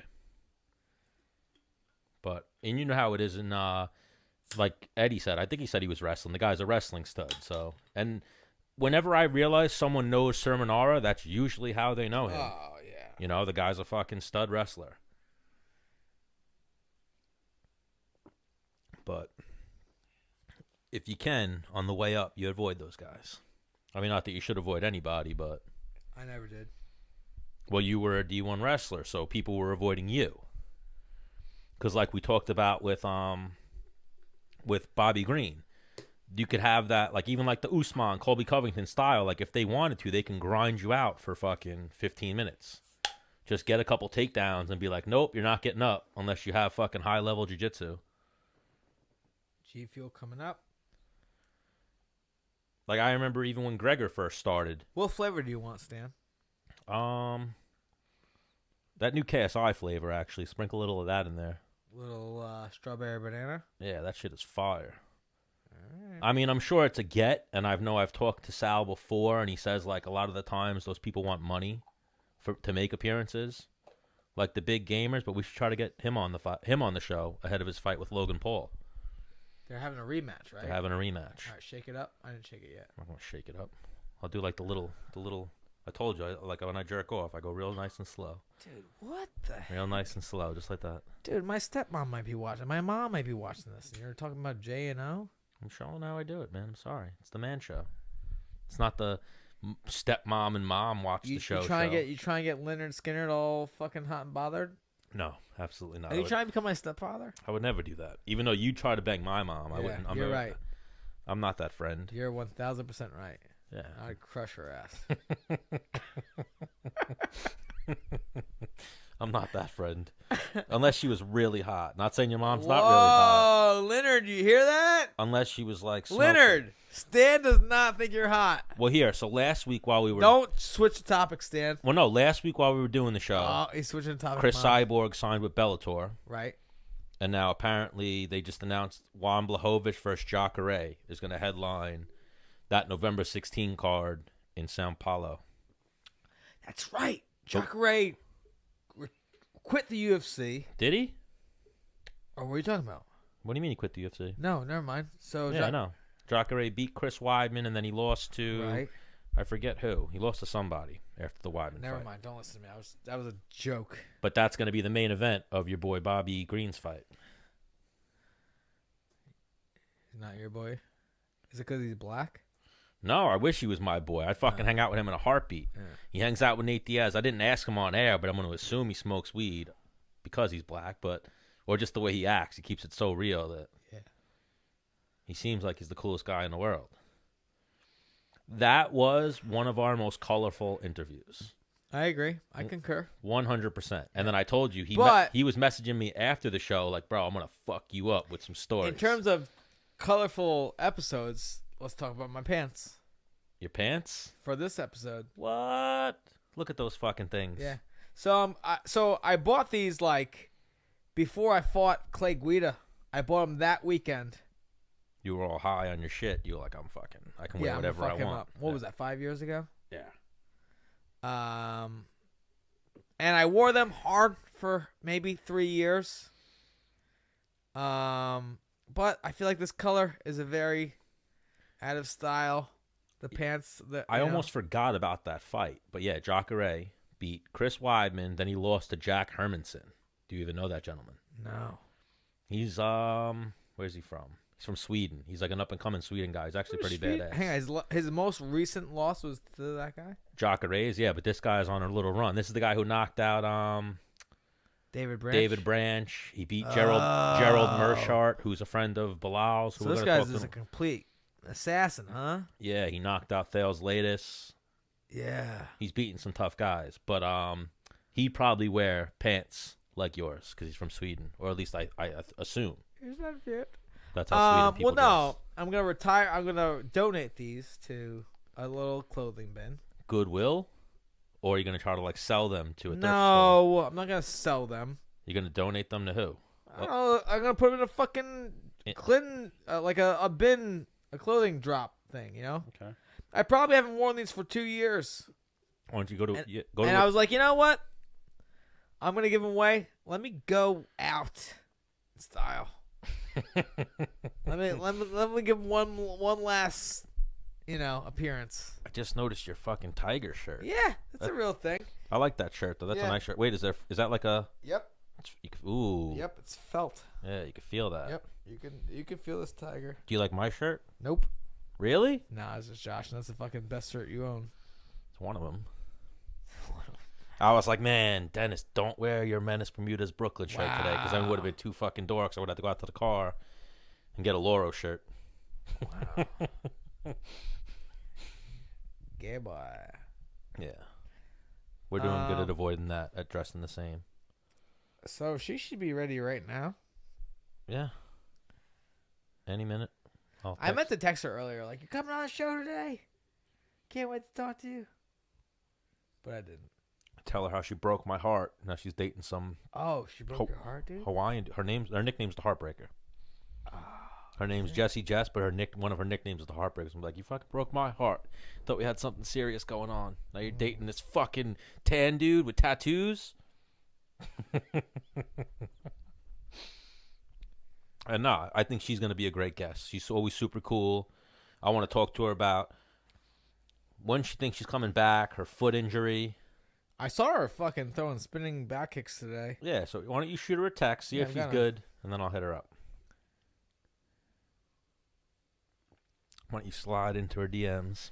I'm not going GM style. And then her middleweight boyfriend would be like, who the fuck is this? Yeah, whatever. Only thing you got on him is your tanner. Nigga, please. He's bigger. He's got better tattoos. Nah, actually, I think he's Hawaiian. He's got like Hawaiian tattoos. Like, I don't know what's that called? Like the tattoo The Rock has? Like, it's called something. Tribal? No. Is it tribal? No, it's called, Jay would know. It's called something. Like, they get like the fucking shoulder or the whole leg. Let's see what it's called.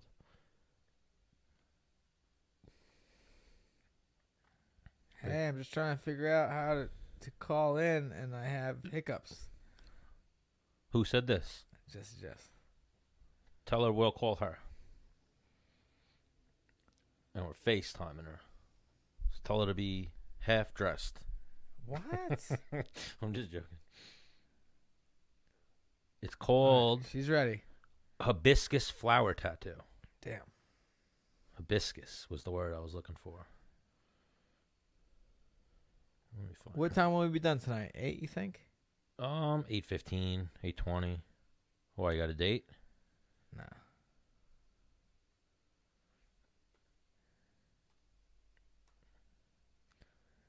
I figured we're going to get a few minutes with Belal, even though we had this little time difference. Bro, I run into this all the time. I ran into it today with Austin. Well, fuck! Finish the goddamn text! I'm waiting for it to load. Don't smack me like that. No, I'll do whatever I want to you. You jerk. What are you going to do? Beat me up, Stan? I'll kick you right in the fucking face. With the metal leg. Which will probably break again because you're fucking pussy. No chance. That thing's made to last now. So why don't you get back into jiu-jitsu? Because I'm fat now. Here we go. Oh, man, I saw something amazing today. Oh, fuck, where was it? What'd you see? About fat people or about people training jiu-jitsu? No, it was like, what was it? It was something along the lines like, not training because you're fat is like, and then they went somewhere else with it. It was really good. And what? You were going to tag me in it? Because I'm fat? Well, no, it was like not training because you're fat is like telling a kid not to go to school because he's not smart. Okay. Whatever that means. Stan, are you dumb? How am I dumb? Not training because you're fat is like telling a kid he can't go into school because he's dumb. Or because he doesn't... Yeah, because he's dumb. Like, that's where you send a kid is at school because he's dumb. What do you mean? I wasn't paying attention to you. If I That's where you send a fat person to the gym to train because they're fat. Why don't you stop fat shaming me? We may have fat listeners that don't appreciate you fat and they shaming. should take the advice that I just handed out. What? What advice? That they should train jiu-jitsu? Oh, my gosh. That they should train jiu-jitsu? They should work out and go to the gym. What's your excuse? Your excuse was, I'm not going to go jiu-jitsu because I'm fat. I was joking. No, you weren't. I just haven't fallen back into it. Fuck off. Well, all the other people I was popping in, and it was giving me the FaceTime option, and now for Jess, it is not. Super annoying. So just bear with me for a moment, Dennis, without being a chode about it. All right. And let me figure this out. Why don't you flex on the fat people then? There you go. There's the Menace Bermuda's flex cam. No, the tiger's ears are flickering. The what? The tiger's ears are flickering? Yeah. So I was trying to get Jake Shields on.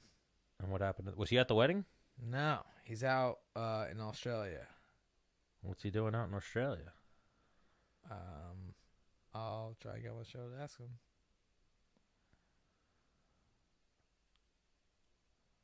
Just fucking do it.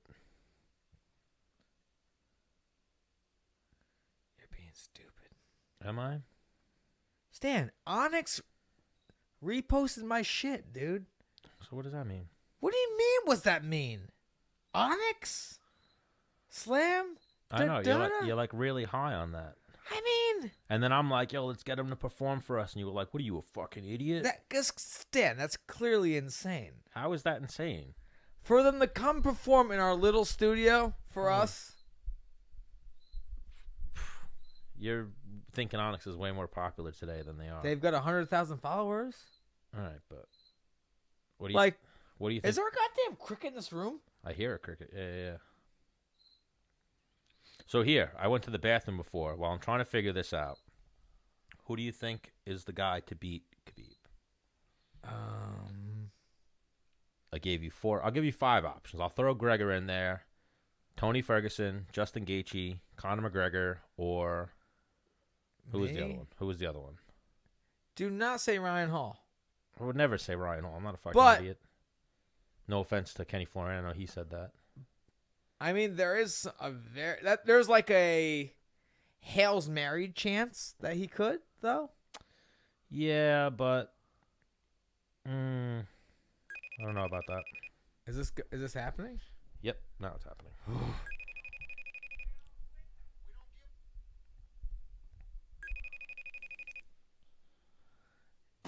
Whoa!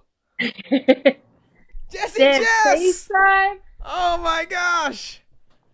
I'm glad I put on a t-shirt for this. What?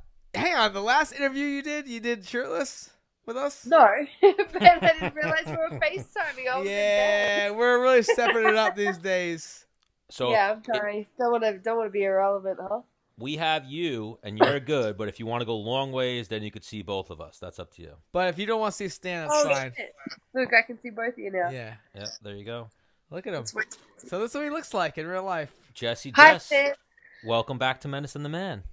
Did he tell you that I texted him my phone number from my phone number today? Yeah, no, I didn't fill Denison on that. Yeah, but... Whoa. I'm so used to sending my number over email or Instagram. So I forgot that I was texting him. And I was like, oh, this is my number so you can call. And they're like, God, I'm an idiot. No, you're smart. So how is the foot? It's all right. It's pretty good. I saw you throwing spinning back kicks and such. Yeah, that was an old video. That was still at Syndicate. I haven't been at Syndicate for almost a year. So you're lying to me and the people. I am. Huh? I am. I like it. Like sometimes I put up photos of me like fighting, and like, hey, ladies, I still look like this. Yo, everyone knows that you're not fighting and you don't look like that anymore, Dennis. I beg to differ. So what exactly happened to the foot? Because I follow you on Instagram. Menace follows. We saw you in the boot for a little bit. Now we're seeing you on the comeback trail. What was the issue with the foot? It's called a Liz Frank fracture. It's like it was 3 torn ligaments. So the big toe, the second toe, and then up in the arch.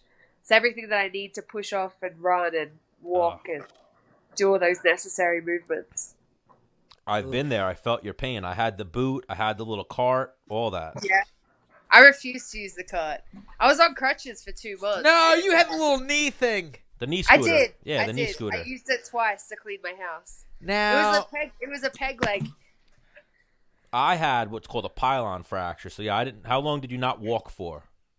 It was 9 weeks without weight bearing. Yeah, I didn't walk for 8 months without weight fuck bearing. that. Yeah, it was Yeah, fucking nightmare. Weird. Jess, he's also a lot weaker than you are. Yes, this is true. This is true. Yeah. I also don't make any money if I can't be athletic. Yeah, she's a badass Australian chick. Same. She's definitely tougher than me. What, you're a badass Australian? Yep. Yep. Yep. No, I can't make any money if I'm not badass. Yes, this is true. So what did we catch you in the middle of? Just hanging out on the couch? No, I just woke up. I was actually like laying in bed watching South Park. Okay. Love South Park. Yeah. I need to go back and watch it. I've got Hulu. I can watch it. Who's your favorite? Yeah, go watch it again. That's what I just started doing. Who's your from the favorite South beginning? Park character? I'm right now watching season 22, and then as soon as I finish it, I'm going back to season 1. Well, here, Do you think he's my favorite? Randy. Randy. Yeah. Oh my God! In the later seasons, Randy is amazing. Randy's gonna be He's so Stan. good. Randy's gonna be Stan when Stan actually like. Who, me? Yeah. If you ever Yeah. get trapped and like have kids and shit. My favorite is when That's gonna be Stan. Yeah. my favorite is when Randy is the little league dad, Yeah. and he goes to the little league games and gets drunk. He's like, "Oh, you want to fight?" And he starts fighting with the dads. Where's Blue? She's here. Wait, she's like destroying something on the ground. Oh. Yeah, hey, and then the other one is. Can you see it? The other one's Yep. there somewhere. Yeah. What's the other one's name? Dog. Blue and Dog. or Doug? Yeah. No, dog. D-O-G. Oh. Yeah. So Yeah. ready for this? My uncle had a dog, right? And the dog's name was D-O-G. Oh, the D-O-G? I thought about that. Yeah. Well. But Mad Max's dog's name is Dog. That's why his name is Dog. Oh. Yeah. So, like, the movie that you're into at the time is, like, what you're in when it gets named. Whatever, everything gets named. Yeah. Well, now Yeah. that's like one of those things. Like, is Mad Max a huge movie in Australia? The original, not the new one. I feel like she's not your standard Australian. I feel like it's bigger out here, though, anyway. Same as, like, Crocodile Dundee was way bigger here than it was back home. Yeah, like that's what I'm saying. Which is a movie you were very disappointed in. Yes. Oh, you remember? Yes. Hey. Yes. So inaccurate. Yeah. Yeah, Crocodile Dundee was bullshit. That's why I was asking about Mad Max. No, Mad Max was pretty cool because it was still pretty popular back home because it wasn't actually about Australia, you know? Well, the original Mad Max is cool. Yeah. The new one, not so much. Yeah. I like the new one as well. I still What haven't is finished it, the new man? one. I've get never so seen the new far, one. Yeah. and I'm like, not that it doesn't capture me. I just feel like the hours I watch it are shit hours. Well, So it's your fault, not the movie's fault. Yeah. Yeah. Yeah. I knew the new one was completely different, and I watched the old one with my dad, and I loved it. I remember, like, do you remember The Knight Rider? Like that Yeah, shit. I loved that one. And Mel Man, Gibson. the original where the wife and kids get chased down by motorcycles Yeah. scarred me for a long time. Really? Yeah. Yeah, I thought that was pretty rough. Yeah, but then when you realize how crazy Mel Gibson was, you're like, Yeah. Yeah, and also then I bought a motorcycle and realized that it would be quite difficult to run down a woman and a child on it. I'd probably end up doing more damage to myself than to the woman. Jess, sorry, totally off topic. You have really good teeth. Did you ever have braces? No, I really want Invisalign though. I want them to be better. Wow. You want them to be perfect. Hang on, Stan. I think in next summer I'm gonna get Invisalign. Yeah, do it. Are you? Thank you. I'll do it next summer too. Wow. Do it. We'll do it together. Yes. We'll get Invisalign as a sponsor, and we'll be like Jess, Dennis, and I'll just piggyback off you two and be like, Stan the Man too. I'm friends with them. Stan the Man too. Because you look like shit. So what's your timeline for a return? Well, they've kind of given me a date already. They're just waiting for an opponent to say yes. So one already said. What's the date? I don't know if I'm allowed to say what date it is. Nah, you are. It's soon though. It's soon. It's a really quick short comeback. So what month? So it's November. Is it New York? Maybe, yeah. It's New York. That's what they offered. They just gotta find someone to put me on the card. So why don't you help them? Who's your ideal candidate? Well, I wanted to fight Nico Montano, but She don't want that smoke. Is that the girl that won the Ultimate Fighter? Yeah. Yeah. And Oh my gosh, I love that fight for you. Now she's up at 135, which I just went to 35 as well. Because she never made weight, right? No. No. I love how you guys. My manager is married to an Australian, and me and Pat Cummins would like make fun of the way his wife would say no. No. No. I don't hear anything different. No. You know what else they say? They reckon that I say weird is Google, but I think I say Google fine. Google. Yeah. Google. Yeah, like that. That's the response I get. Yeah. You know what? Fuck Stan and fuck all of them. You say Google amazing, but no, you say wrong. But do not ever change it. If you start saying now, like no, we're not friends anymore. I don't even know how to say what you just said. But wait, I FaceTimed with my mom the other day, right? And she's like, Jesse, why do you sound like an American? And I got really upset about that. But she sounds super hillbilly. When you mock your mom, you sound way American. You sound very American. Yeah, when you do that voice. That was like your American That was voice. ironic. Yeah, because I can't bring myself to do the really hillbilly Aussie accent.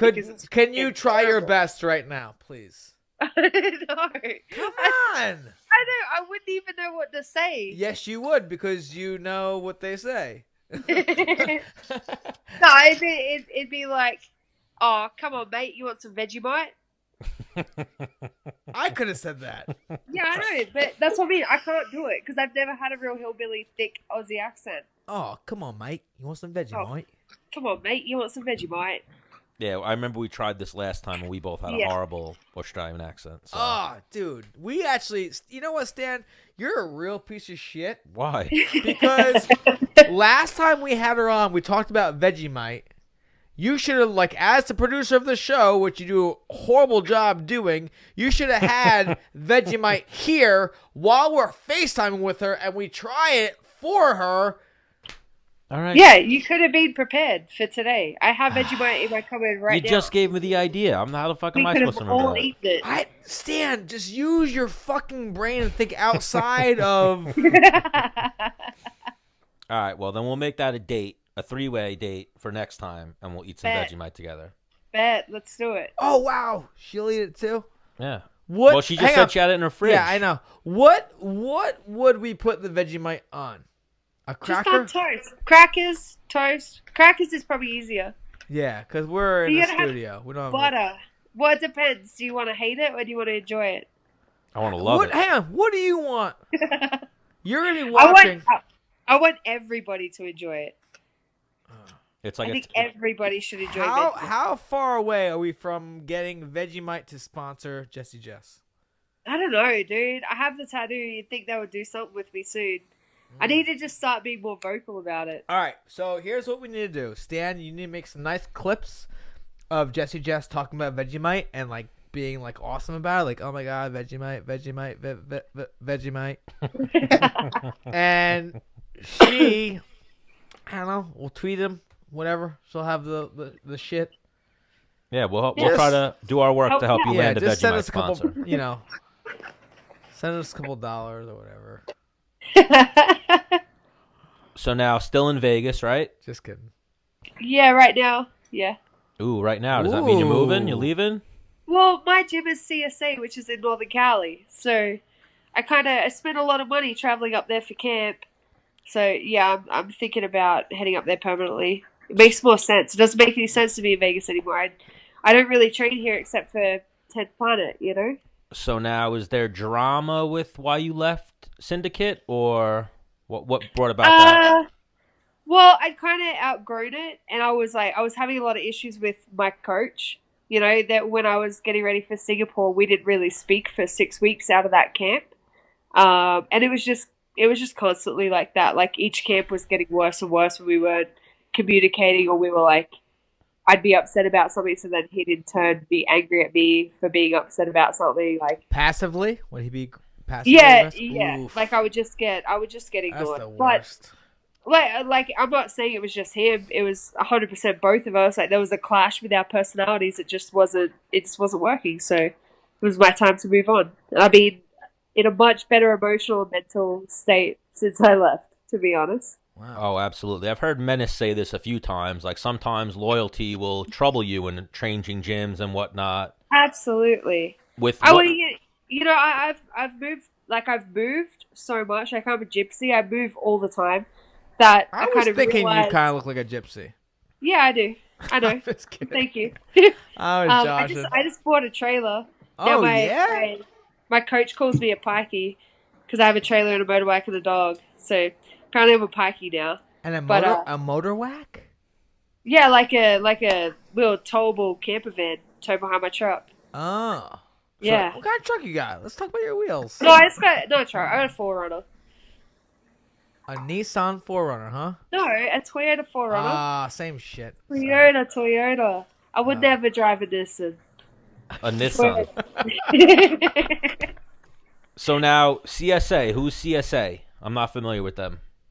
There's a lot of Bellator fighters at CSA. They're more of a striking-based gym, so they got a lot of Muay Thai and boxing world champions. Like Kevin Ross is there. Oh, we love Kevin Ross. Yep. Gina Carano was there. Miriam Nakamoto, she was there. Like, a lot of big-name strikers. So I've been going there for the last kind of 2 camps, but obviously they haven't really panned out because I've been injured or got sick or whatever, so I haven't actually fought for them yet. So I'm excited for this next one to finally happen. But yeah, it costs me so much money to go up there and get Airbnbs and have to pay for takeout all the time whenever I'm there, so I'm just probably... You're a good-looking gal. You can get guys to buy you dinner, no? Yeah, I'm alright on that. No, actually, let's back up. Let's back up right now. Because I saw some posts. Are you in a relationship these days? Yeah, I have been for a little while. Yeah, I think I saw that. Super public about it until I feel like I saw the trajectory, the takeoff. Yeah, possibly. You want to know how we met? Yep. Which he loves telling everyone this story. No, I hit him up on Instagram. Oh, through the DMs. Yeah, I was in Melbourne, which I think is when I spoke to you guys last time. Was when I was in Melbourne for that last card in February. Yep. Yeah. Then I hit him up on Instagram, and then when I got back, we've been together ever since. What was the pickup line? Hey, congrats on winning your fight, dude. I'm subtle.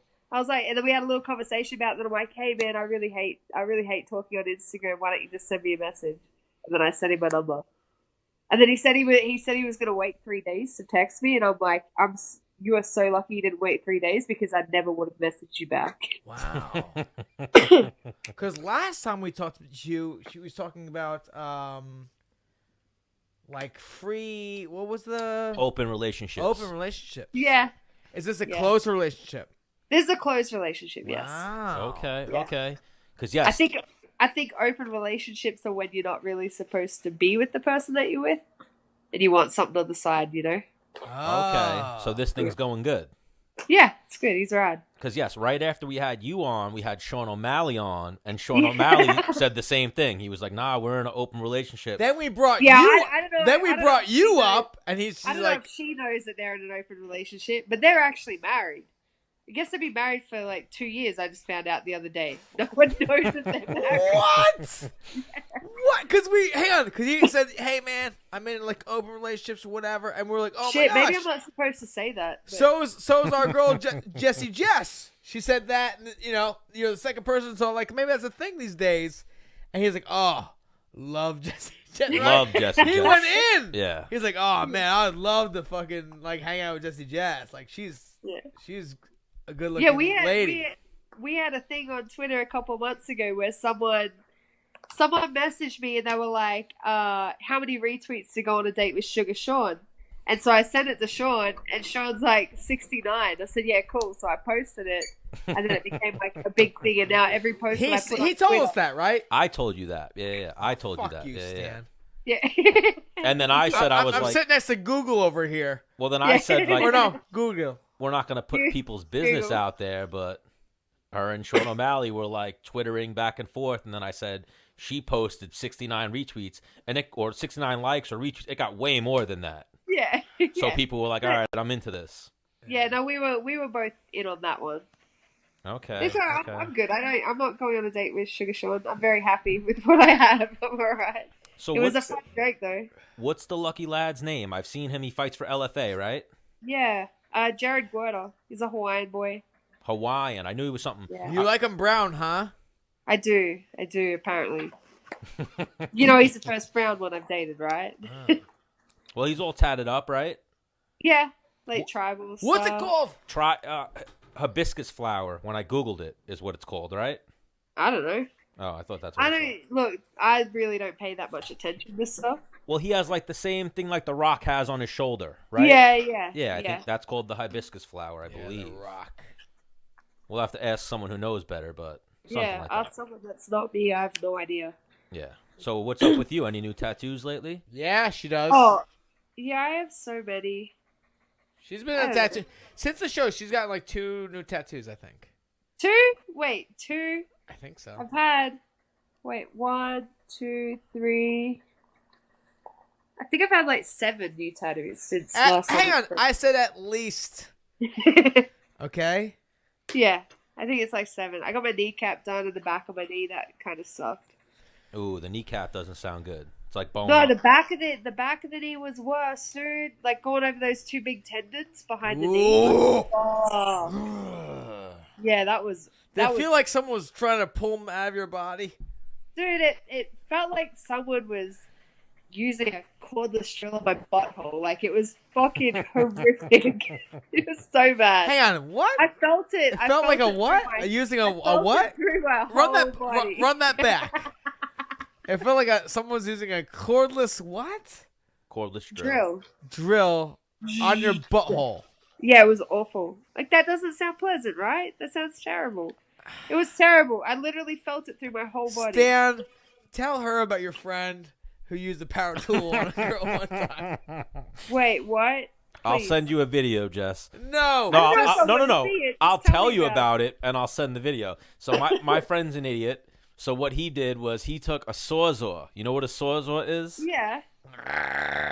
Yeah. And he was hanging out with a girl, a lovely lady. He was trying to configure a dildo on the end of the sawzall, and he couldn't figure it out. So he hollowed out the dildo and stuck it on there with a saw blade, and then started using it. Wait, for real? Yeah, I'm not joking. How would I make that up? Wait till you see the video. So like that sounds like something out of a Japanese horror movie. He was a slip away from a murder scene. Yeah. Damn, dude. Yeah, he's a maniac. She get fucked up? No, she loved it. No. She loved it. The blade never came out of the it went as planned. His MacGyver ingenuity, it worked out. Fucking lucky. Yes, very lucky. But he's a madman. So he sent me that video. I showed it to Dennis. And then it just got wings and started conversations with people. Like, oh, we could use power tools? So. Yeah, it's aggressive. It's an aggressive power tool. sometimes you got to spice things up in the bedroom. You know how it is. Yeah. Yeah, with like your I don't know how that significant is. other one, I guess. Not some random chick. Well, I mean, Right? maybe not like that. What? Maybe not like that. That seems a little excessive. he's a male stripper, so he's into like a weird alternative lifestyle. Yeah. Dude, I've been meeting a few of them lately. Why are they so fucking weird? I had one that, like, I met one. I was doing an appearance at a bar for Jones vs. Santos. And I met one, and he kept trying to get me to come to his show. And then whenever he would, like, shake my hand, he'd, like, rub his fingers along my palm. It was so fucking creepy. Oh, yeah, they could be very Hang on, creepy. am I that guy? Oh, 100%. That's one of Menace's Hang moves. on, that's what I do. If you want to shake their hand, Yeah, that's one of your do moves. Do it. Stan. Do it. Shake my fucking hand, and then like I go like this. Yeah, that's what he was doing. But, like, way more sexual than funny. Oh, Yeah, like, it was fucking gross. And, he and was that's so not, tan. He was as dark as you, but artificially, and he had like a little bleach blonde mohawk on top of his head. That's not a solid look. No, but like that's another one of the moves. Like, hey, I want you to see me without my shirt off when I'm the most fit I ever. Yeah, yeah, but I'm gonna need you to pay me to dance. Come here. No, I do things for free. Yeah. I'm cheap. Yeah, no shame in Menace's game. But yeah, that creepy finger move, that's one of his moves. 100%. No, but like it's a tickling sensation It didn't Yeah, tickle for who? It didn't For tickle me, who? you just creeped me for out. whoever's hands. Give it to. Do it again, Stan. Oh, you're gonna do it better? Yeah. Look at him. All right, He's so happy. That time it was a little better. That time You was also a little gave me better. a goddamn fish. A limp wrist? A Yeah, limp you fish? fucking Come on pussy. now. You know what you should do? Lick your finger Yep. before you do it. No, please don't. That's probably what the guy did to you. That's why you're so creeped out. He's like, hey. What's up? I He was definitely in don't want definitely. that. Hang on. He was in definitely trying to pick you up. That's why it was probably double creepy. Oh yeah, and then he told me he like kept shadowboxing in the bar because Oh. he's like, yeah, I've done a little bit of boxing. I'm looking for a fight gym out here. Where do you train? Was it awful? It was so bad. It was Ah. like, but it was like fast hand uppercuts. You know that boxing one that they do? Yeah, just like. Yeah. But And he then they was throw the getting hook at right- the end. Yeah, like he was getting right into it though. He was sweaty. Oh, it was gross. Well, he sounds like a tool. Hang on. So, when was the last time either of you two have seen the movie Rocky? I watch it every time it's on. I love that all right. shit. But Full confession, I've never watched Rocky. all right, and that's fine. So, Stan, I remember watching Rocky growing up. Like, oh my gosh, this guy is such a good boxer. Great movie. And then I learned how to fight, and I watched his shadow box. I'm like, are you fucking kidding me? How can they sell this shit? That is so bad. I'm not convinced at all that he's anywhere near the realm of a world champion. Yeah. It's a movie. Give him I the... know that, but Yeah. to people that don't know how to fucking fight, yeah. Oh my gosh, this guy's a killer. And then I know how to fight. I'm like, this is amateur fucking. This is this guy's second day shadowboxing. Second day. Yeah. So wait, Jesse, do you watch movies?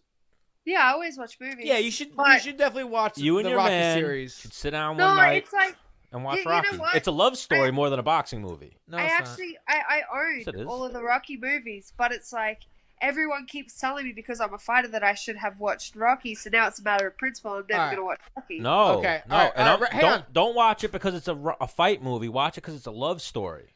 It's more of a You love know, story I fucking than. hate love stories. I hate it when they fucking romanticize fight movies or action movies by putting stupid love shit in it. Yep.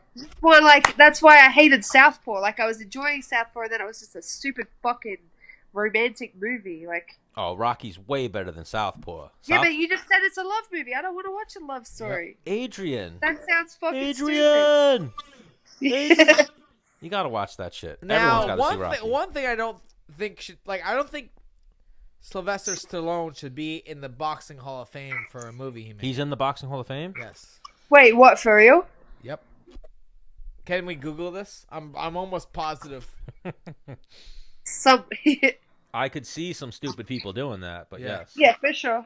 But I really hope that's inaccurate. I do too, but I'm pretty sure it's a real thing. Is it Sly or Sly as Rocky? Ooh, it actually came up too, unless the computer's listening to us.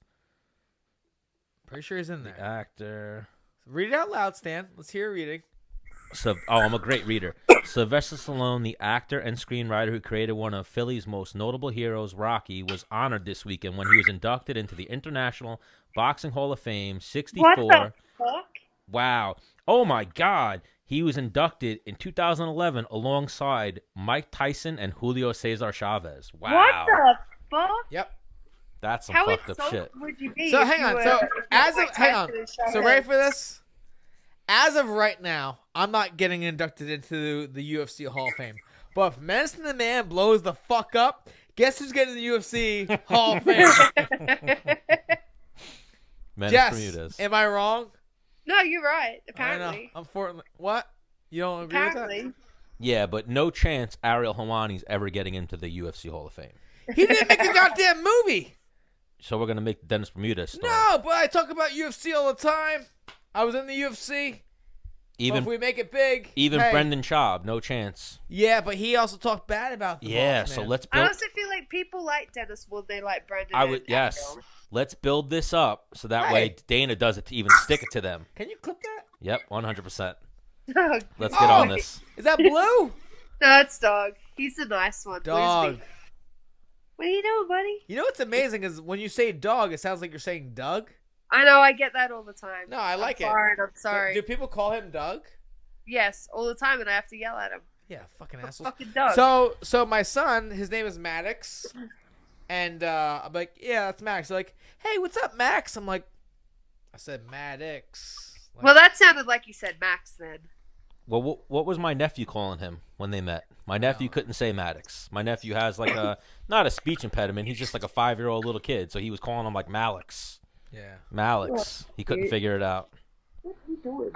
So Jess, you're about 6 weeks, maybe 7 weeks out from November, if it was at Yes. MSG. Yes. When's the deadline for that? When's the latest you would take a fight? Oh, like, I don't know, 5 days? Oh, okay. My So girl. My weight's for 35. My weight's Yo, really good. she stays. Like, I've still been training. You put up like a PR lately, no? On like a deadlift. Yeah, weird. What was it, like 235? 255. Yeah, I'm like, I think I could do that, and like only that. I don't think I could go Well, higher than that. I saw her, even with the injury, she stayed on point. Like, she Yes. didn't get Yes. out of shape with the injury. She was Yes. training. Well, And hey, kept it right. hey, hang on. She talked to us. She talked to some other dude. She had the man's on point. She had to keep the body on point. I get it. But, I get it. so make sure you get on this New York card. And then meet. Yeah, I'm trying. They're just gonna wait. We're just waiting for someone to say yes. Oh, All right, so people don't want to fight you. let's clip some shit. Like, yo, start saying like, say, hey, so and so, meet me at MSG. Pause. Yo, so and so, meet me at MSG, and we'll clip them nice, and we'll send them to you, and then you have, 6 or 7 call outs and you'll get one of them. yeah. One of them, maybe. Well, even, are they going to bring, maybe they'll bring you out to fight, or if they bring you out as a guest fighter, bring your man. We'll link up. We'll go out to eat or something. Maybe we'll do an in-studio Oh, that's episode, right, something I like forgot you're that. out there. Yeah, we'll all be out there anyway. He'll be out with me. Yeah, maybe Stan will pay for the whole thing. No. Fuck, he better. Stan, You Stan, just Stan, the invite. Stan, You don't you. invite. All right, Well, yes, no, yes, I'm not yes, yes, exactly. yes. Stan, I you- would not send the No. invite and then be like, yo, you guys got to pay, we're splitting it 4 ways, right? No, I obviously would take care of it. Get a restaurant to take care of it. Did you say we? I said I, not Oh. we. Don't do this we shit again. He's a big we guy. No.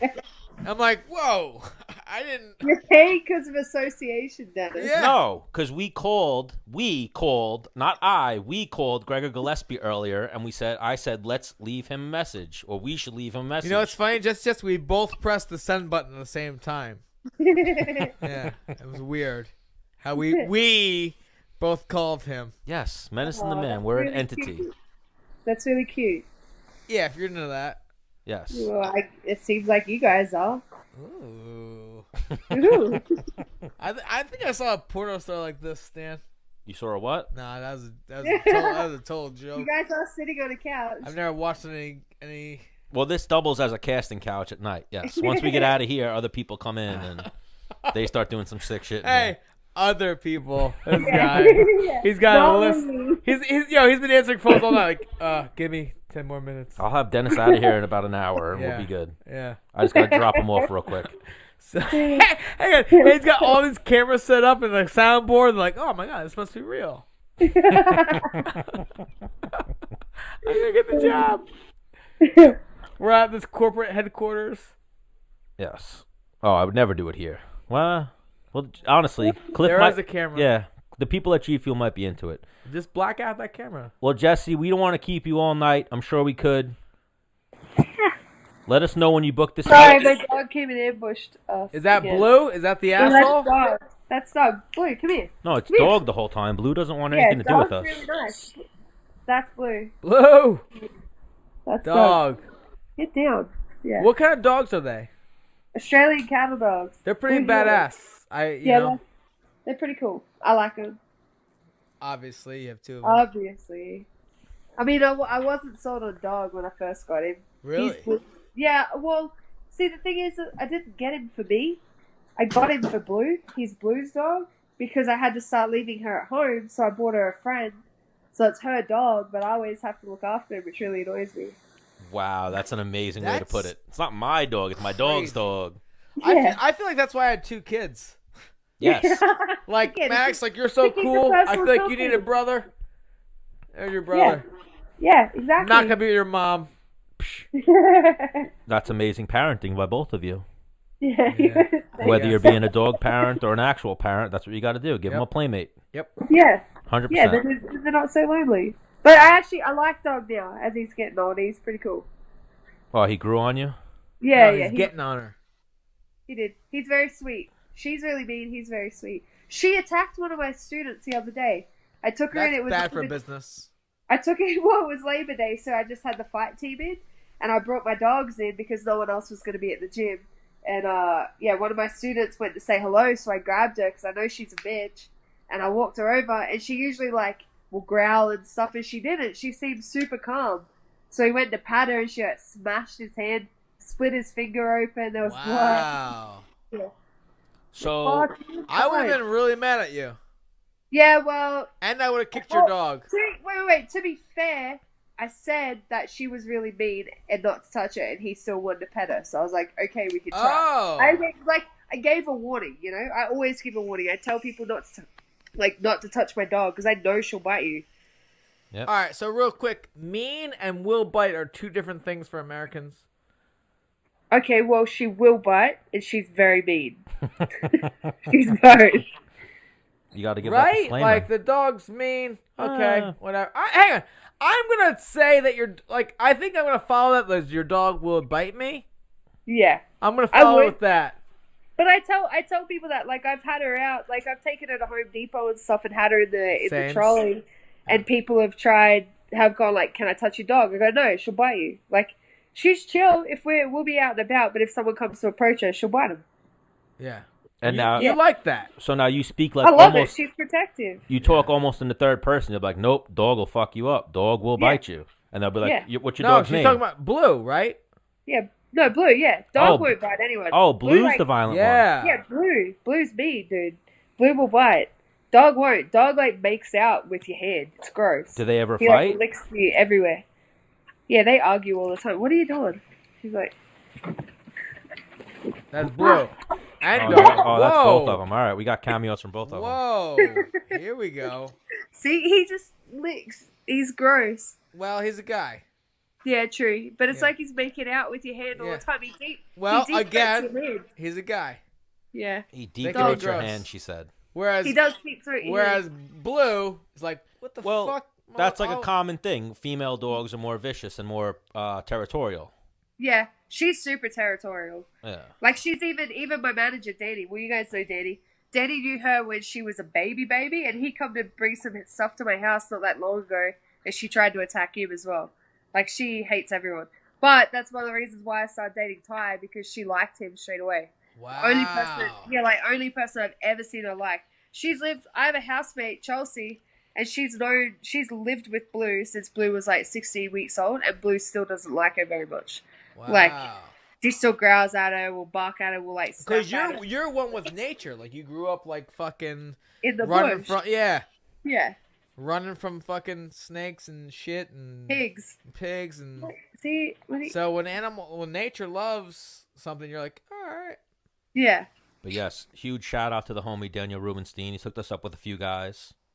Yeah. Jesse Jess, Sean O'Malley, a bunch of fighters. He's one of the. He's like, you know how most managers come off like pretentious or douchebaggy.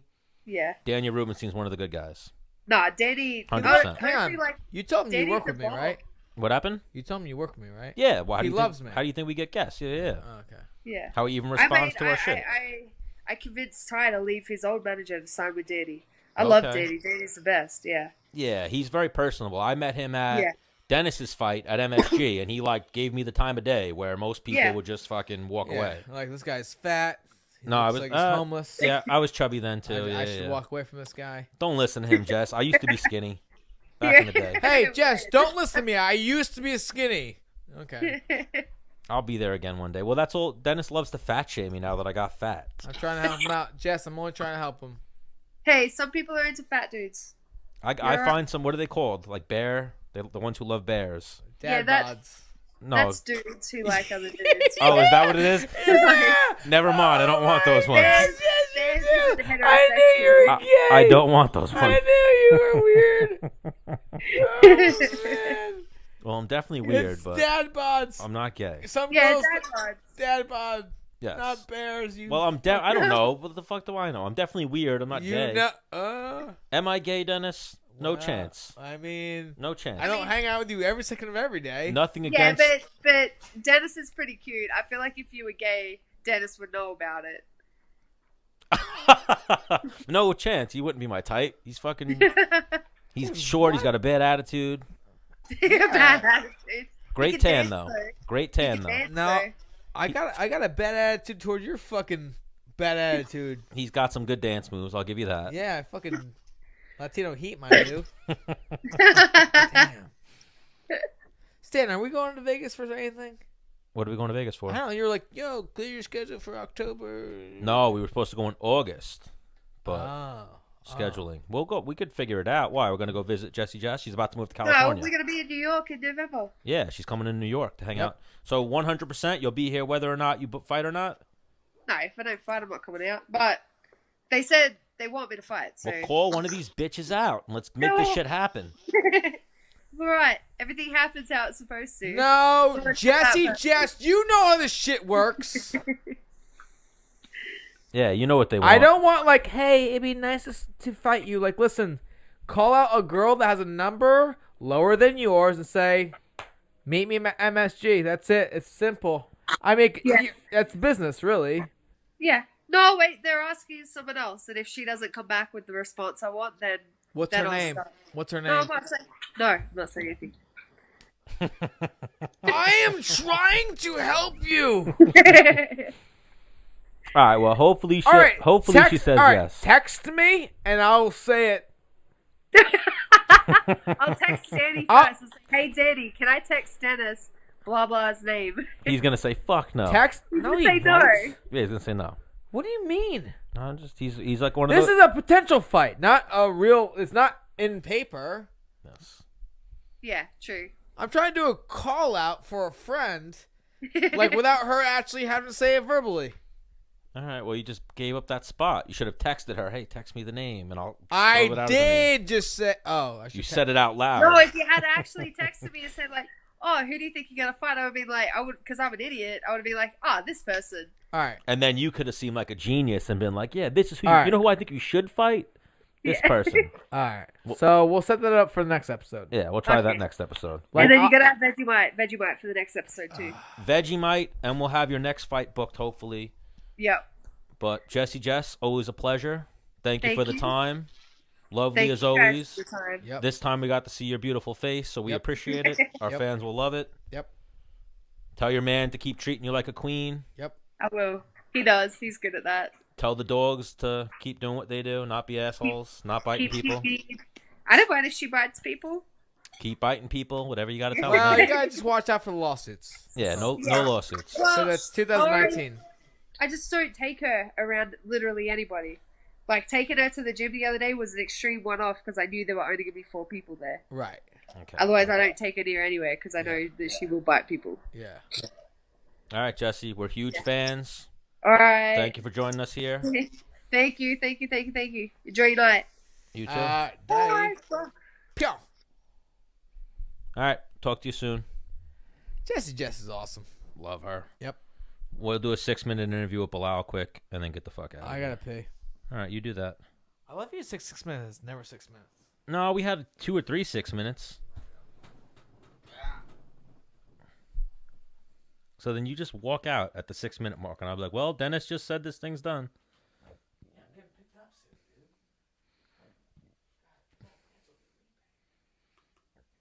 Are you getting picked up now? I thought I was driving you home. All right, well, that works better for me, so I don't got to less time dealing with your dumb ass.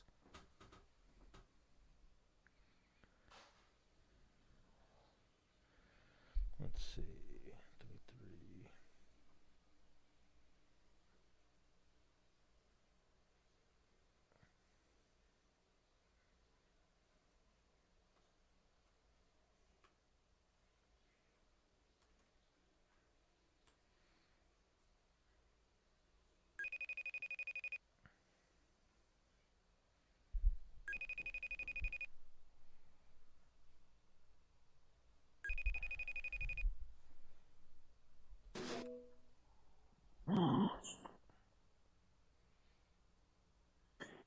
Hello? Belal, Yo. why are you so dark? Where are you at? Hold up.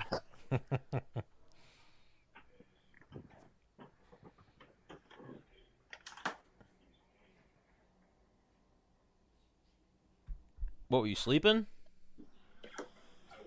Yo. What's going on, buddy? What's cracking? Whoa, you sleeping? No. So here, let's go wide so you can get me and Menace in the shot. Oh, my bad. All good, all good. And there he is. Oh, there you guys are. The bully, Belal Muhammad. How are you, my man? Congratulations on that recent victory. Appreciate it, man. And now you got you're gonna buy a TV stand, is what I keep reading about.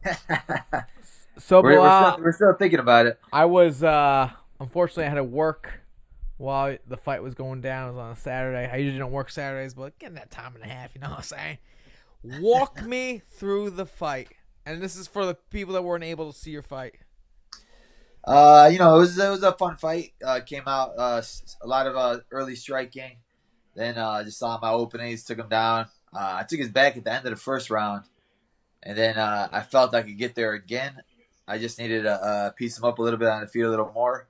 And then in the third round, I got his back. I knew I was going to get the choke again because I felt him draining a little bit, like slowly. Even at the end of the second round, he took me down, but like I could tell him that he was just trying to hold tight, not trying to do anything on top, and he was just trying to catch his breath. So I was like, all right, third round, he's going to be dead. Oh, and it was hot. It was like steaming hot, literally by the cage. So like the first guy that fought, he came to the back. He was in our locker room. He's like, man, it's steaming hot. It's you're gonna lose all your energy when you get down there, man. So be careful. And it got me like nervous, thinking like, dang, how hot is it? Is it gonna drain me? Should I pace myself a little more? But so I knew that if I was gonna get tired, I knew Sato was gonna get way more tired. Yeah, they said it was like 105 degrees or something like that, right? Yeah, it was steaming hot. Like, and then like the locker rooms were like small little locker rooms, but they had like a huge air conditioner in there. So like the air conditioner is blowing hard, and I like turned it off because I was like, it was like one of those where I'm like working out and I have a huge cold air blowing in my face. Yeah, so I like turned it off because I don't want to sit there and get sick or anything like that, and then go from cold to and the cage be hot. So we turned our locker room just turned the air off.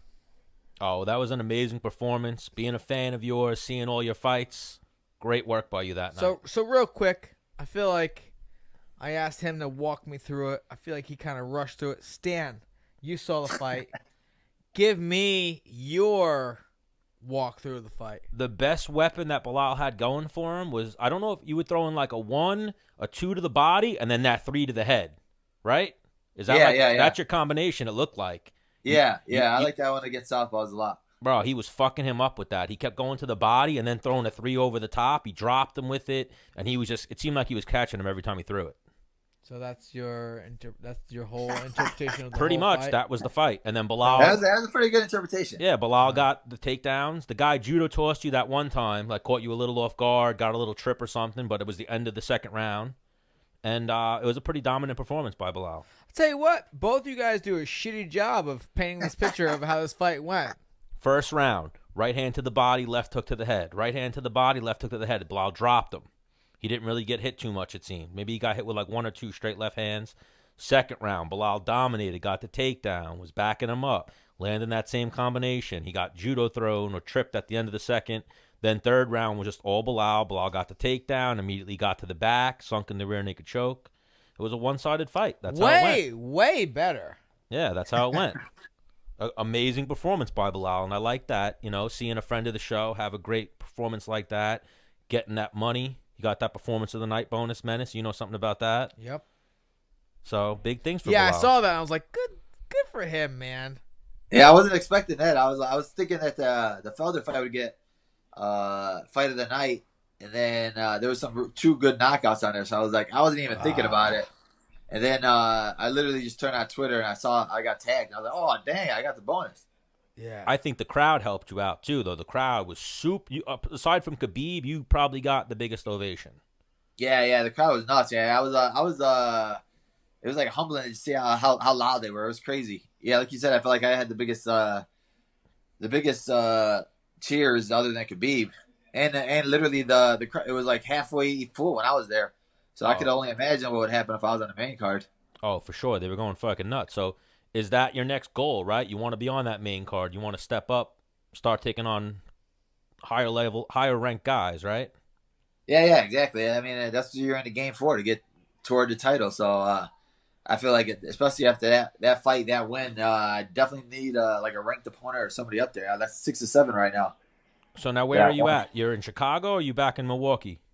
Nah, I'm in Chicago probably for like the end of this week. All right. And then probably hit up Milwaukee next week, see what's cracking. I saw you out there today. Would you take your mom out to eat?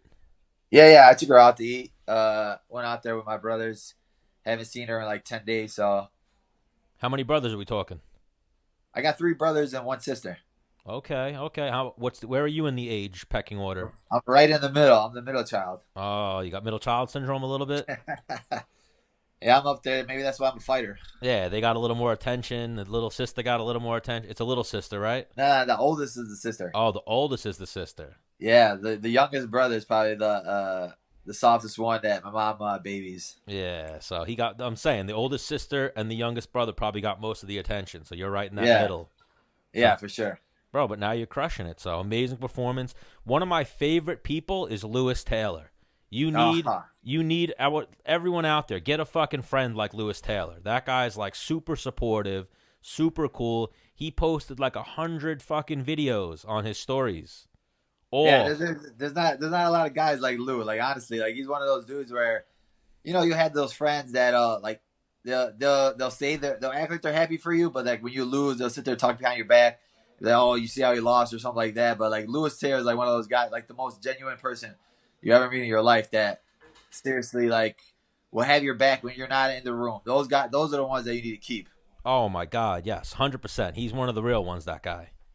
Yeah, and it's awesome. Like he's sitting there like, cause my mom watches his stories a lot, so like he'll sit there at the post because he knows my mom's watching. So like he'll always like post, and she'll be like, she'll like comment on all of his videos all the time, and then he'll always like remind us, hey, say hi to your mom, and I'm like, all right. Because it was like bad because we didn't get no service out there. We didn't get no cell phone service at all unless we were in Wi-Fi. So Big fan of Lewis. Big fan of Lewis. Lewis is fucking amazing, that guy. Welcome back, Menace. Sorry, I had to go to the bathroom. So I heard you call out. I was telling Menace earlier, one of my favorite things about your fight was right afterward, John Anik's like, Belal, you're not the calling out type. You're like, no, I am the calling out type. I got a name fucking ready.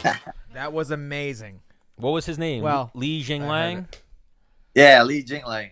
So if we can't get Li Jinglang, who else is on your radar right now?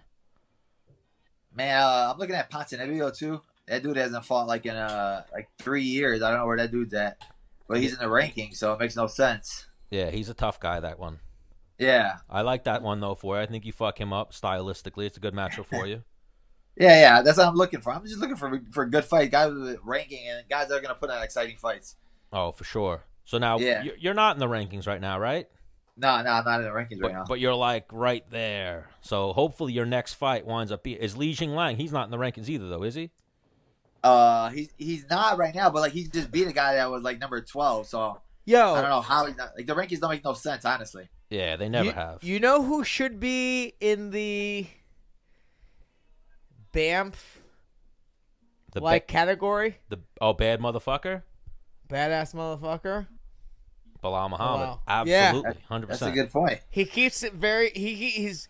I mean, I guess your only thing about.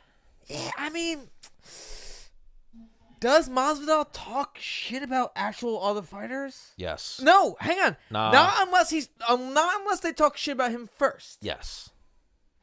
Yeah. He doesn't Keep it real. He doesn't go out of his way to talk shit on dudes. Neither does Nick Diaz. Neither does Belal Muhammad. But no one asks for you though. You know what I'm saying? But if they did, I'm sure he wouldn't be like, well, I mean, we'll see what the UFC does. I think he'd be like, no, what? Like, you wouldn't say it to my face. You know what I'm saying? Yeah. Oh, for sure. Belal, am I wrong? No, you're right. You're exactly right. Like I hate these dudes that'll sit there and like be online and talk like they'll talk tough online, but then when you see them in person, they're a whole different person. Like they're playing this act.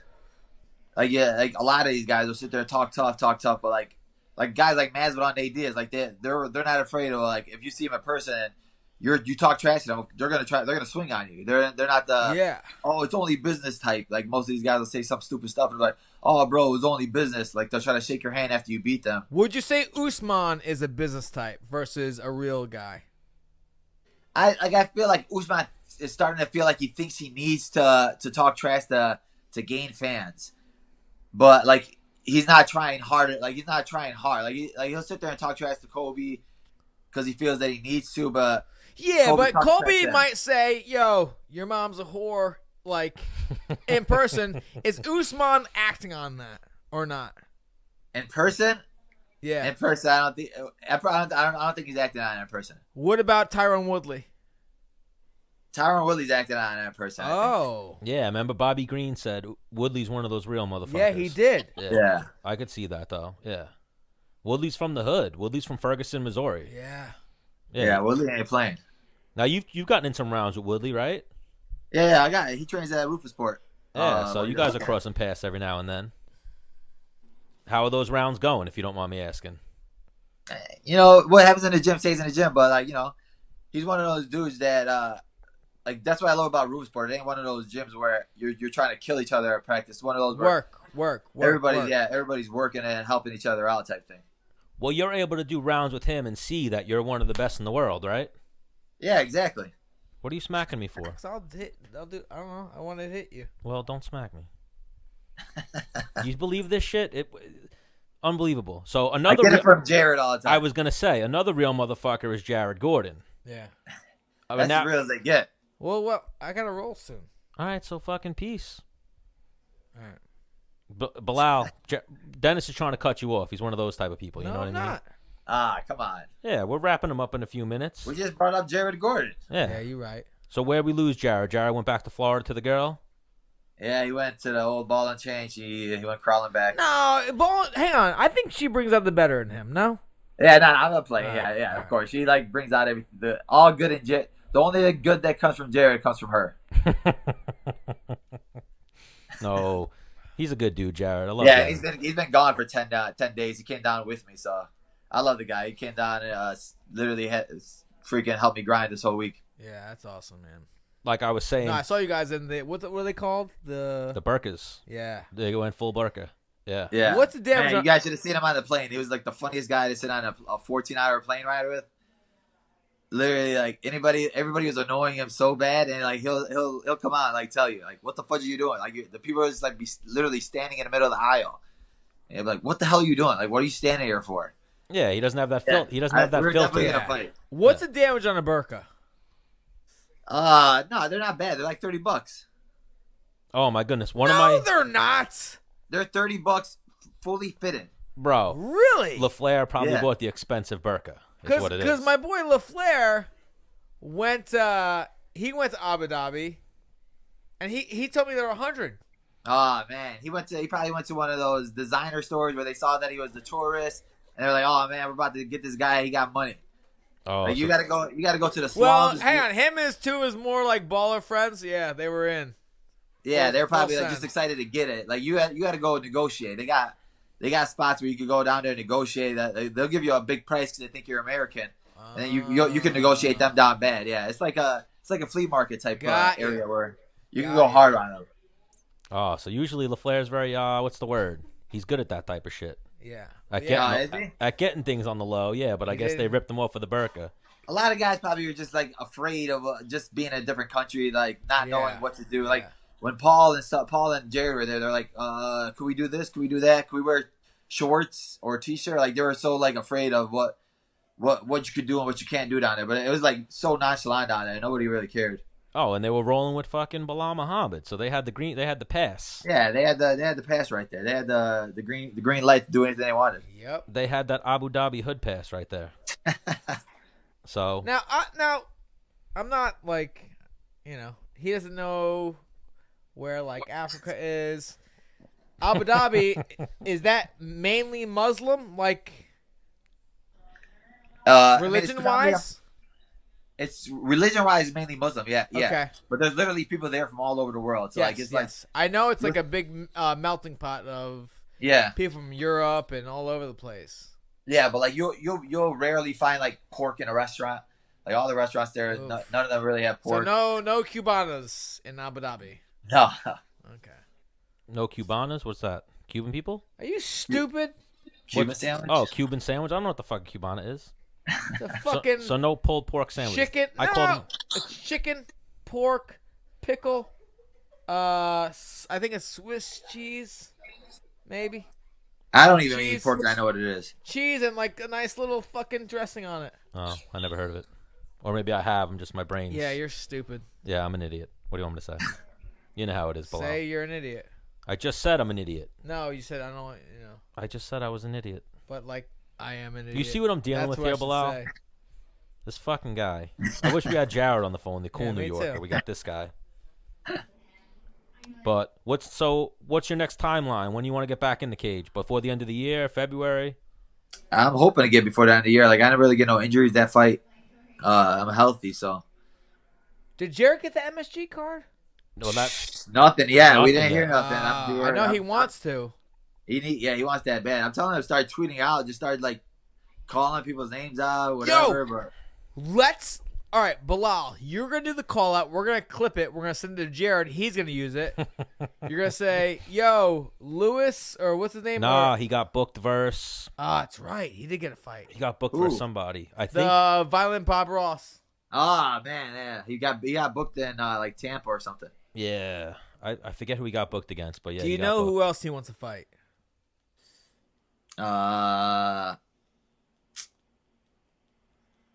Anybody. Yeah, basically anybody. Yeah, he just wants to get on that card. Like, Jared he's like, hang on. You know anybody's a piece of shit. Anybody does nothing for nobody. Jared said he would fight his mom. I understand that. So can we just make up a name? I don't know. Like Belal, you know that. Yeah. I'll fight anybody. Okay. So you'll fight nobody, pretty much. Like, let me just throw that. Like, you're in the fucking whatever, man. But like, yo, let me fight fucking. He should call it GSP.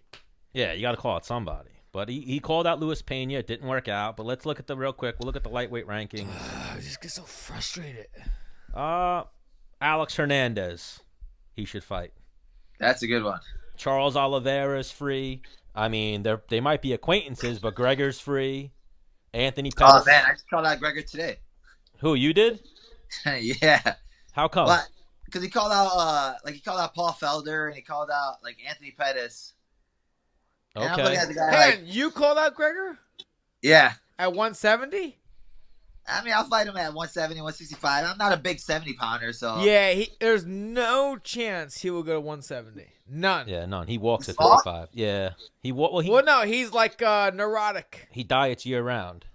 Oh, does he? Yeah. I mean, maybe I'll meet him at like 56 and give him 30%. I mean, maybe I'll meet him at 60 and give him 30%. Okay, so you took a little bit of offense to him calling out a couple of your teammates.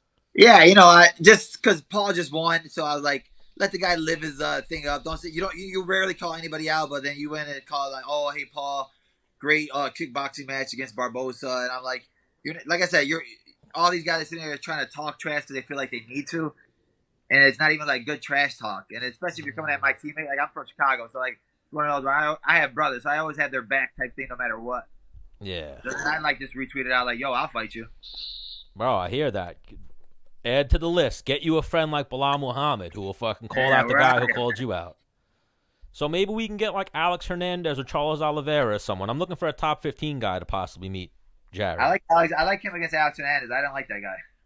Yeah, he's a loudmouth. He's in this era of fighting, you know what I mean? Yeah, and he's one of those dudes that has like a smug attitude about him. Like I saw him in the locker room at one of my fights. And I gave him, you give a head nod, I'm not even in your weight class. And he like just had a stupid look on his face and like walked past me. I was like, who the hell are you? Yeah, he's a cocky one, that guy. Yeah. All right, well, we'll find something for Jared. And when you and Jared link back up, we'll get you back on the show. Yep. And we'll shoot some more shit. But one promo, you want Jared to fight who on what date? Go. Jared Gordon, Madison Square Garden against Alex Hernandez. Boom. Beautiful. All right, Belal, you're the man. Thank you for giving us the time. We appreciate you joining us. Stop fucking hitting me, douche. What are you going to do about it? I'm going to backhand you in the face. Let's see it. Oh, you put your hand up. Well, let's see it. Well, shit's about to get real here, Belal, in a few minutes. Yeah, it is, Belal. It'll be blood. Yeah, your blood. Stan, are you drunk? No, I'm not drunk at all. You seem like you're drunk. I'll fuck you up. You see what I'm dealing with here? You shut up. Go back outside. We got annoying people outside trying to end the interview here with fucking one of the top welterweights in the world. All right, Belal. We'll let you go. We'll get Menace out of here because he's being a sandy vagina. No, I'm not. All right, guys. You're. All right, Belal. We'll talk to you soon. Great work. Wait, what's the word? Assalamu alaikum, my man. Alaikum assalam, my brother. Talk to you soon. Sames. Man, he's a good guy. Oh, he's a good egg. So hit him with your send-off so we can get you the fuck out of here. Well, see you later.